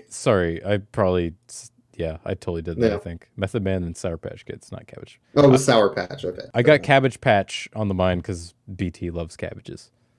Yeah. All I hear about from that guy is cabbages, But yeah, that's a game. Let's see what's next on the docket. Gearbox talking a lot about teasing. Well, they're teasing a lot of little screenshots. People think it's Borderlands 3. I don't know if you ever played the Borderlands games. But I've played 1, 2, and the pre-sequel. Okay. But yeah, apparently that's something that's coming up at PAX that everyone's freaking out about. How do you feel about Gearbox and the Borderlands series, or just Gearbox or the Borderlands series? I am just so neutral on Borderlands in general. Like, Borderlands 1 was fun with friends. Borderlands 2 was fun with friends. I would not play them by myself. And that's pretty much it. Like, it was just fun with friends. And I'm not, like, too crazy about Borderlands. It was, like, fun for the time, but as time goes on, I feel like it's an artifact of the past. But I'm interested in seeing what they've been working on. Like, they've made good products in the past, so. I like Borderlands 1. 2 was okay. It wasn't as good as the first one. And then, like, the pre-sequel that came out, I thought was actual literal garbage, and I stopped playing 2 hours in. But, like, Gearbox is real hit or miss. That's my problem. They obviously finished Duke Nukem Forever, which was a failed project to begin with. Yeah. They helped publish We Happy Few, Bulletstorm, Aliens Colonial Marines, Battleborn. I mean, there's a lot of trash that they've released. Yeah, that list you just read off was not great. None of these are good games. Outside of these Borderlands. And Borderlands was like, oh, cool. I don't know what they've released that's good. And Borderlands itself, like, I like Borderlands 1. Borderlands 2 is, like, fine-ish. I never played But, like, I don't know. Yeah, go ahead. I was going to say, I never played Battleborn, but I remember hearing good things about it. But it was subsequently murdered by Overwatch because Blizzard is really smart with their marketing and just had the better product, I guess. Even though they're not really the same type of game, people kind of Yeah. categorized it as the same type of game for some reason. So when Battleborn came out, Overwatch just like stomped it out of existence. I heard it was decent though. If you're into like MOBAs, it was like Smite, I think. That old game. Oh yeah, I've heard of it. Yeah. But I'm looking at their Twitter account right now, and some of the stuff that they've been tweeting is weird. yeah, it's weird. It looks Borderlandsy or something. I One don't of know. these games looks Borderlandy. One is definitely Borderlands. It's just a pixelated Borderlands. But then they show like the Penn and Teller symbol, which is are they making a Desert Bus 2? What does that mean? And then there's a picture. We don't of need Duke a Desert Nukem. Bus 2. No. There's a picture of Duke Nukem with some fucking Marine that looks like he's from Halo, but he's a reject. And I'm like, are they making another Duke Nukem game? Duke Nukem Colonial Marines. You know what? Their Gearbox is making a Super Smash Bros. Of Maybe? Gearbox games. Like, is it maybe it's not Borderlands, and it's instead a mix of all of their New Gearbox IP. software characters? Oh my god. So you get a shooter with Borderlands characters and Duke Nukem and Xenomorphs and I mean, if they're crazy all enough, this trash in one. you know, Yeah, I'd play it it. could work, I guess. If it was dumb enough, I'd play it. You know, as long as it's fun. A lot of people are saying it's going to be some kind of battle royale, to which I say, probably, maybe. I mean, I don't Gearbox needs to make their money, I guess. Yeah, it's likely. A Gearbox fighting game. Oh my god. Yeah, I don't know. I haven't really enjoyed much from Gearbox in quite a while, so yeah, I don't have very high hopes for it, but it'd be cool to see what they come up with, I guess. Mm-hmm. Yeah, I'm in the same camp, pretty much. What are you doing for SGDQ? So this SGDQ is going to be interesting because I'm actually skipping SGDQ. You're doing what, SGDQ? You cut out for a second. Oh, I'm skipping it altogether. I'm actually going to SGDQ. Oh my god. Is this going to break a streak of some sort for you? Not for SGDQ. I usually go every other year. Oh, okay. Gotcha. But this past year, I also did GDQX, which was the TwitchCon GDQ. And by the way, GDQX was good. TwitchCon was one of the worst, most sad places I've ever been. It sounds like it. It was real bad. What is it like? Is it just a bunch of streamers talking about their streams and how they should follow each other? Like, so what is that? It's a bunch of people that don't actually want to talk to you, trying to hand you a business card forcibly. Oh god, no, that sounds awful. It's a bunch of like whatever the best battle royale or real-time strategy game is at the time. And there is like no food, and there's a line that wraps around twice around the entire block to get in. It was pretty awful. That's exactly what I envisioned it, and I was hoping it wasn't, but yeah. Man. The most fun I had there was I stole a table from the partner lounge, because there's nowhere to sit at TwitchCon, so you can't just sit and chill with your friends. Outside of GDQX. GDQX was the only chill place in the entire freaking area. Oh my god. But so we had to steal a table so we could set up a Switch and play Mario Party at the event. You gotta go to the rooftop. Fun. That was more fun than being at TwitchCon. Oh my god. It was bad. I would not go back to TwitchCon ever again. Unless there was a GDQ. I might do it for a GDQ, but I wouldn't go of my own accord. Everything I've seen of TwitchCon is just like people trying to like act a certain way around other people who act a certain way, and they're like, I think, hey, like, building our audiences. TwitchCon is like really business oriented, but it's from people that don't understand how networking works, because they're all, shut-ins that sit at home streaming all day. So they don't know how to talk to people and make connections. So they're just like forcibly trying to get you to do something, and they think that saying, hey, here's my card, now you'll follow my stream and I've made it. Like, that's not how people work. You can't do that. You see some people like that at GDQs too. Ugh. Especially earlier GDQs. I still have a few business cards from people who I just like met and I was talking to, and they're like, here's my business card. And I'm like, I mean, thanks. look, I made business cards here. specifically to hand out at like GDQ and such, so people actually want to follow me. Ew, I hate but you. They are not, you know. This is not a business card. This is a look how freaking dumb I am. I know you mean business when you hand me that card. You know, like, and I made 100 of these, and I think I've given out 40 to friends and 10 to people at the Arby's drive-through. So I don't know if I'm doing it right. Frickin'. I gave one to a cute girl at a Starbucks that didn't lead anywhere, but it was worth a try. So you do it. You're like, hey, check out Pepsi Man Run at AGDQ 20. Hey, you stream Twitch? Yeah, I do. Follow my channel. I'm a streamer. I'm basically like Ninja. You know? Yeah, I'm like Ninja. Yeah, I'm a speedrunner. I'm hardly streaming. GDQ official speedrunner. Here's my speedrunning license. There you go. Yeah, right. But like, yeah, people don't know how to network. I did see some. Okay, I got some funny stories from TwitchCon real quick. Oh. So,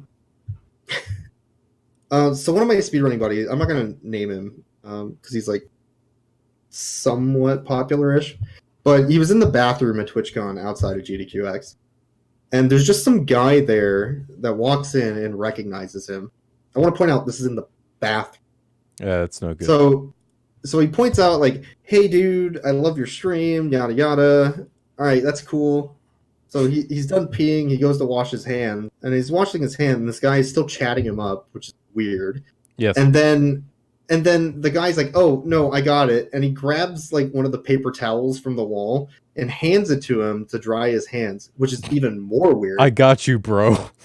And the worst part is he slipped a fucking business card in the paper towel he handed him to clean off his fucking wet hands after motherfucker. Sly son of a dog. And then after he handed him the business card, he slipped out of the bathroom without saying anything and left. What a fucking weirdo. What a legend. God, he really just like, that was an on-the-fly decision too. He was like getting ready to give him his card, and he's like, shit, how can I... Oh, the towel. Here you go, my dude. I got you. It's so good. That just poofed away. Disappeared forever. That's so weird. Don't talk to people in the bathroom.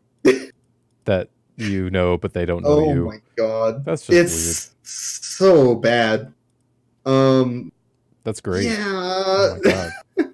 What the hell? There were more business cards on the floor than yeah.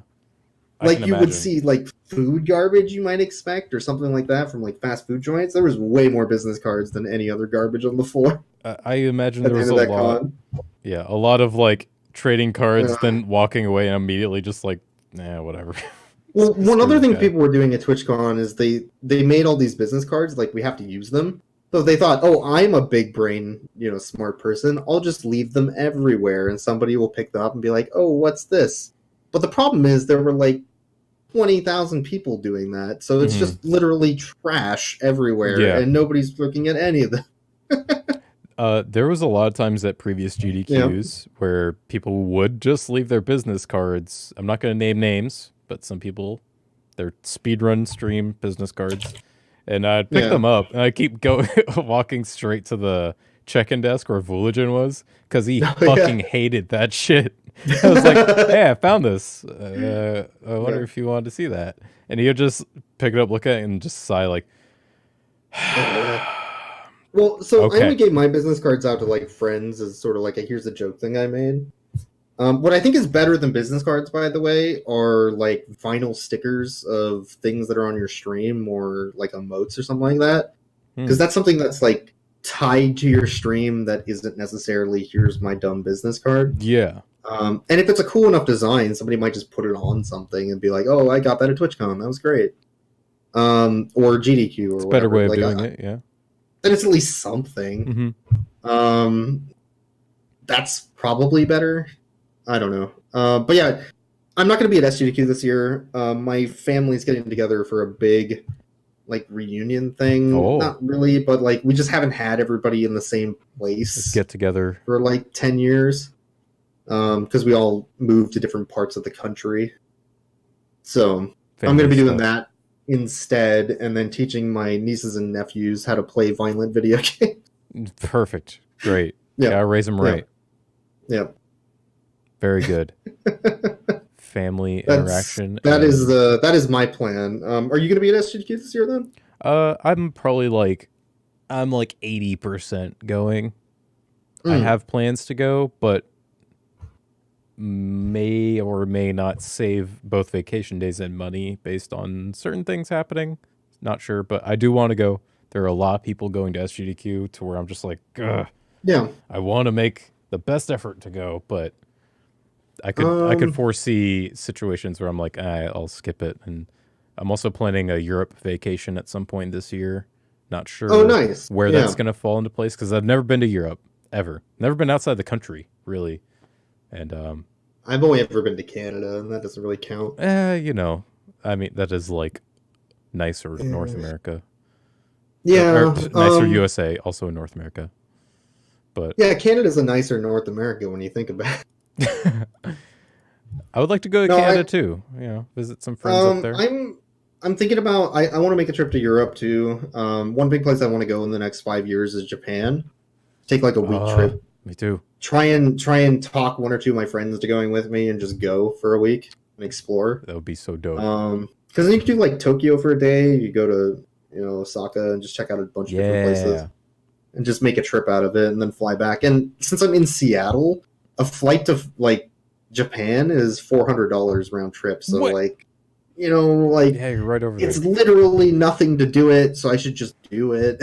Is Seattle's airport a big hub for a lot of airports? Because in Atlanta over here, our flights are all cheap because Atlanta's the biggest airport in the world. But is Seattle's like that, where it's tons Seattle has a huge hub for both China and Japan. Okay, that's in the awesome. Philippines, that whole area. And we have direct flights from here to Tokyo. You don't have to stop anywhere. You don't have to go to LA if you don't want to fly out that way. So that's fantastic. The flights are just real cheap. So I kind of want to do that. But if I want to go to Europe, that's where the problem comes in, because then I have to fly literally all the way across the states and then all the way across the ocean. Oh, you have to go the other way. Yeah. Man. So it's actually a pain for me to get to Europe compared to Japan. Costs a lot more. Yeah. That's the biggest problem is I'm dropping over $1,000 minimum on a flight. Yeah, if I wanted to go to Europe and do a speedrun convention there, I could. And that would be a good excuse for me to go out there and then maybe spend an extra week to do something else while I'm there. Just go to a bunch of different random countries. But it would cost me $2,000 or something. So yeah. I don't know if that's worth it monetarily. Mm-hmm. It's tough. If only we had infinite money to just go experience shit. Yeah, right. I think about that all the time. I'm like, oh man, I just want to go do things and not worry about money. It'd be great. SGDQ would be nice though. I'm thinking there's a new venue again this year, so GDQ's been growing every year. It's getting to convention size almost. Yeah, I've been trying to talk to here and there with organizers about, hey, let's make GDQ a convention. It's already becoming that. So why don't we start including panels? Why don't we start including little side events for people that are there just for attendees? And just more things to make it more of less than just the stream room. Yeah, stream room. They've been doing panels too, which is neat. Yeah, and they started doing that after I kind of gave some feedback. They were actually already working on it before I gave them that feedback. Mm-hmm. But now they're also moving into larger hotels. GDQ did this thing where they signed contracts with hotels years ahead of time, which is how they have to do it. But the problem was that the event grew larger than the hotels they made the contract for, way too quickly. Yeah, which is apparent anytime you register for a GDQ. It's just and it's sold out. Well, that's also an issue because, they can only allow so many attendees right now. Yeah. But now that they are moving towards larger hotels, they can start increasing that limit. Now, there's still going to be some problems. And, of course, they're still doing with overflow hotels because we're just at the size of that event now where you can't just have everybody in the hotel. I would love to see a flea market. Have everybody just bring all their shitty speed games that they've played over the year and just resell them to each other. That would be fucking great. Was it called a swap and something. Like a swap meet or a Swap flea meet, market. yeah. Yeah, That that would would be be a lot of actually fun. amazing. I would love to organize that. Oh man. Like Yeah. you just set up a hallway in the hotel, have everybody like set up a little booth area, and then just sell all their shitty speed games and try to sell it to each other. I have That'd so be many fucking just great. like Japanese games I don't want anymore. Yeah, Just like, oh, please take these off my hands. Yoshi's you could Island call it a Japanese speed version. and swap. A You could even speed do and- trades. You could literally Yeah. do straight up trades. There's a Discord for that for GDQs for swapping Like- and trading. Yeah, there's Games. already tons of people selling games at GDQ and just bringing it with them. Why not just have that be part of the event? And then you could also That'd get be great. attendees involved too, right? Because the attendee Yeah. walks by, you're selling stuff, and wants to buy a game from you. That's cool. Yeah, just have show And your you can make badge. some You get a money booth. back. You get one table if you show your Yeah. badge, and they're like, okay, you're this person at this table, and you Yeah, clear all your games. like- This is a really good idea that I think they could implement. That'd Maybe be that's cool. something we could submit as a panel for 1 year, and just have a panel be the swap, the swap meet, meet. and then just That'd be rent cool. a panel room, and then have That'd be people great. set up in the room. That'd be great. Yeah, And then everybody knows like this 2-hour period is when you can buy. yeah. I'd It'd be be fine with so that. busy because like Yeah. anyone wants to go through and just see like what random games. Just see or- what people brought. Right? Yeah, just be like, what the hell Yeah. is this? Yeah, I'll buy this for $5. Whatever. Here you go. I'm already on Somebody vacation. brings CRT back to their hotel room. Selling CRTs. I could Dude, that'd actually. be sick. Somebody just shows up with a truck of CRTs. They'd all sell. I could get rid of this CRT on my desk. Since I'm Right? done with Phantom Menace speedrunning. I don't need this anymore. Just get this out of Or here. you got it at GDQ. That's enough now at this point. Yeah. Yeah. Unless Puri finds something new randomly. Oh, God. Which he could. Which he's going to He be back will. to streaming soon. He's going to be doing actually. PS Explosion So, soon again. Yeah, I'm excited Whenever he about gets that. internet. Which is. His internet's up now. Oh after, my like, God. a 6-month ordeal. It's working. Oh my God. I'm actually so happy for him because every time I saw a tweet of him talking about that, I'm just like, oh, this is gonna be some more bullshit. You could do a whole podcast. You could do a whole podcast with Puri about that ordeal. That's That's it. That's all you would talk about for 2 hours. Writing that down. Puri internet podcast. Oh man. That sounds dumb. Internet podcast. Podcast Yeah. about internet. You could. I mean, you could talk about other things, but that No. would take up a lot of time. No, just whatever internet service, Comcast or something like that. You should have. Well, you could have Puri on the podcast, but not live on Twitch. You could record it and then upload it to YouTube, but you couldn't stream it live with Puri because he's currently banned on Twitch. Oh yeah. But outside of that little problem, Yeah. Oh my God. What a guy. you could That's still hilarious. do it. Yeah. Well, on that note, I was gonna say we'll start to wrap it up because we're getting to a bit lengthy of a show here, Yeah. which is fine. But I was just gonna ask, what else is going on with TheBoyks? What do you got going on? I see you playing a lot of casual games. What are you up to? Oh yeah. So I've been doing something recently where I've been running through the first 3 Metal Gear Solid games because I never played those at all. Yes, I'm doing the same thing slowly but surely. Yeah, I hosted a Metal Gear Solid 3 speedrun at AGDQ 2017 because they just like randomly like, we need somebody to fill this in. You're going to host this game. And I did not understand any of the memes. I did not understand anything that was going on. I don't know any of the characters. Metal Gear Solid 3? Yeah. Oh yeah, there's no Metal Gear 3. Never mind. Yeah, I think it was... I don't think they were doing the subsistence. I think they were literally speedrunning on Sneak Eater. Original. Okay. I just but beat that one. after that, I'm like, I should probably take a look at the series. So recently I played through 1 and 2. Mm-hmm. I started the 3rd one, and then I had some issues with my video card on my PC. But now that I've fixed that problem, I'm going to go back to finishing that. I also started playing through the Tomb Raider reboot, which I'm actually kind of enjoying. So I might go through some of those in the future here. Other than that, what else am I streaming right now? I'm doing a lot of work on Valuethon, so That's other than that, pretty I'm cool. kind of just doing Pokemon randomizer bingo races for fun. Mm. Yeah. Which did you like more, Metal Gear Solid 1 or 2 so far? Because I know you're still on 3. 1, I think, is a better complete package, but 2 is way goofier. Yes. So even though It like the is. difficulty jump is way high in 2 compared to 1, the goofiness wins over for me. Like Fat Man's ridiculous, Me and I too. love it. Me too. I love 2 so much more. So I love 2 more so I than think 3 as well, which I know a lot of yeah, people will there are disagree parts with. of 2 I like a lot and parts I don't like, but I think overall I like 2 more. Yeah, it's like a whole goofy art statement that I'm just so down for. Yeah, right. It's just Like, so but if dumb. you can take a game that has literally in this order an underwater escort mission with air bars, but the person you're escorting has a lower air bar. Oh, and there's a minefield. And there's mines everywhere. And you take that into, oh, by the way, now you also have to escort them in a sniper mission sniping with respawning enemies that ends in a boss fight. I didn't hate it though. That's the weird But, thing. like, I wasn't mad about it. Happened, and at the end, I'm like, yeah, I still like this game. Yeah. Like, that has to mean something, right? We've managed to avoid drowning. Trash. Yeah. It's the best line in the game for me. Like, We've managed to avoid drowning. But those 2 things happening back to back should not equal a good game, and it actually was. So I'm like, yeah, all right, I like this game. Yeah. I want to play Twin Snakes because my biggest gripe with Metal Gear Solid 1 was the gameplay just felt like aged a little too much.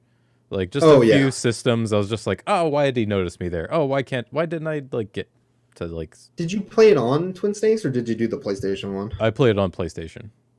Okay, but I would like to go back and play Twin Snakes to see if there's any gameplay improvements. I know the cutscenes are goofy allegedly or something.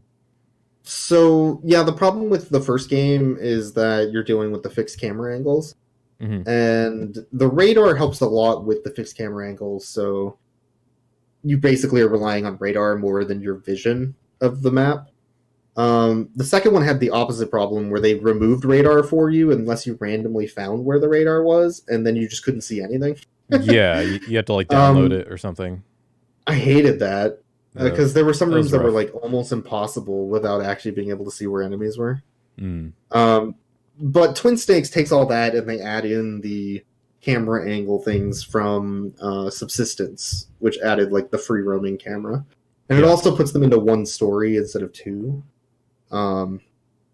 It's like some nice quality of life stuff. I've heard some people say they like Twin Snakes better. I've heard some people say they like the original better. Sure, so yeah. Comes down to personal preference, I think, on that. I'm playing through 3 in Subsistence, which is the one that adds the free roaming, as well as the multiplayer, apparently. What? Because Metal Gear Solid 3 had multiplayer, only in the Subsistence release, not in Snake Eater. Weird. I know they have an Ape Escape mode. Subsistence that's in the also original has too. Ape Escape 3 also has a Metal Gear Solid level, and they combine into a cutscene where the Ape Escape beats the regular Snake. I've seen that, and that's probably the best thing I've ever seen. And then the Metal Gear Solid 2 Sustenance also has a Tony Hawk Pro Skater 3 stage with Raiden and Snake. Skating Snake. Tony Hawk's Pro Snaker. But yeah, the series is good. Yeah, I've been enjoying it a lot. I still need to finish Subsistence, but Gotcha. I still need to start 4 at some point. I'm like hesitant to because everyone's like, "Oh, get ready for the long cutscenes and this and that." I'm like, "All right." Well, I feel like so after I've played through Overblood and Overblood 2, which have like 40-minute cutscenes. No, you did not play through Overblood 2. I did. What's wrong? But I played through it in Japanese, so I understood even less. What's wrong with you? Oh no. Oh. But after I've played through 40 minutes of cutscenes in that, I'm like, I don't really care. That's a long game. Overblood 2 is long. There's already a 40-minute cutscene at the end of Metal Gear Solid 2. I mean, I guess that's true. It's fine. You know what you're in for when you play those games. 4, I've heard 4 is the last good one, and then 5 is when they got rid of Kojima, so that one's sort of like in the universe, but not really a Metal Gear Solid game. I've heard mixed things about that one. Like the ending isn't finished or something, but the game is fun. From what I've heard, you should just play Metal Gear Solid 4 and then call it quits. So, I don't know. Okay. Yeah. But that's what I've been working on. Cool. So, if you haven't, I also played the MSX games, Metal Gear and Metal Gear 2 Solid Snake. They're a little rough, a little bit aged, but Metal Gear 2 Solid Snake is a really fun game. I thought that was a really good one. Yeah. Even though a lot of parts were pretty hard and obscure, and I needed a couple nudges to get through a couple parts, but Metal Gear 2 is a great game. Yeah. Both of those are on this disc. Yeah. I got the where is it? Yeah, I got the PS3 Legacy Collection here, and that has Metal Gear 2, Metal Gear Solid 2, Metal Gear Solid 3, Metal Gear Solid 4, Peace Walker. It has like everything, which is great. Oh yeah, this connected to the PSP Metal Gear Acid 2 game also. Hot dog. Oh my god. And it had team deathmatch. Oh, good. Capture missions, rescue. The new esport. Hopefully you can play it on Google Stadia. And maybe Metal Gear Solid Team Deathmatch was actually good. I don't know.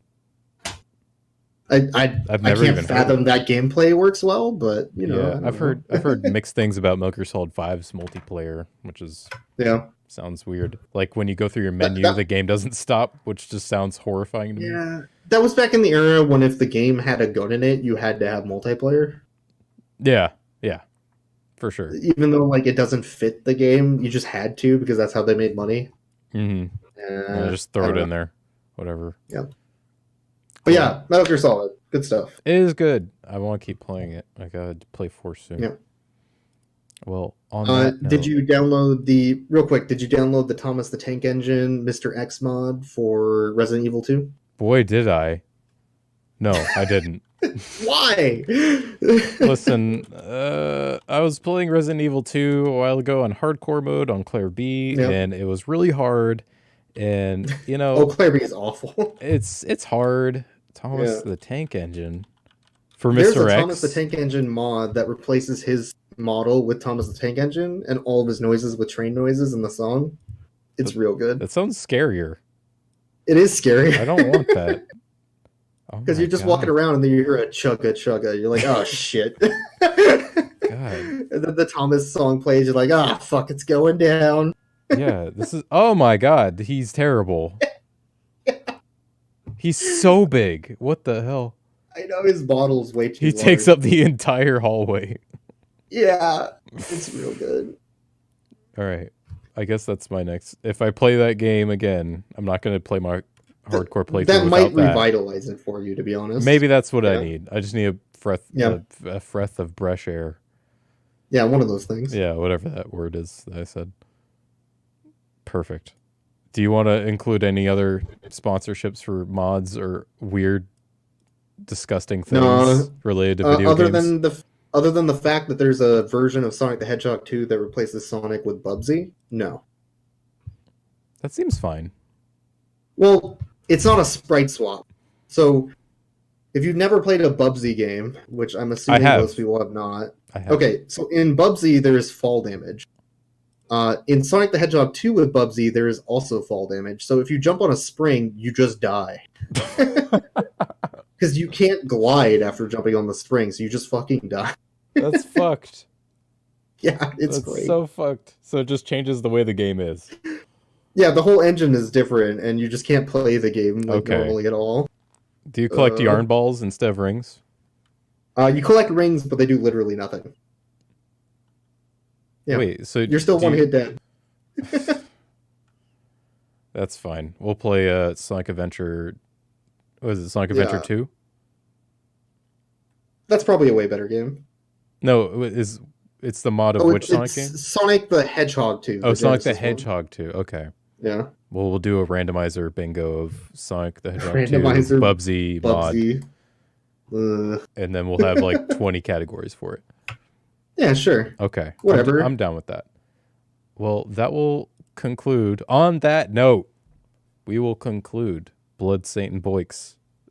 Boyks, Saint, and Blood beers. Episode 24. Yep.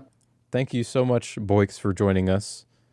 And sharing all of your brains with our ears. You can find us on Spotify, YouTube, iTunes, anywhere where you find podcasts, whatever app you use, RSS feed. You can find Blood, Saint, and Beers. And you can find Boyks at Twitch.tv/ TheBoyks, I'm pretty sure. It might be easier to go to PepsiMan.life. The man knows his branding. He's got business cards and he's got his website nailed down. And keep an eye out for Valuethon. The marathon that's going to be happening April 7th? 5th through the 7th. 5th through 7th.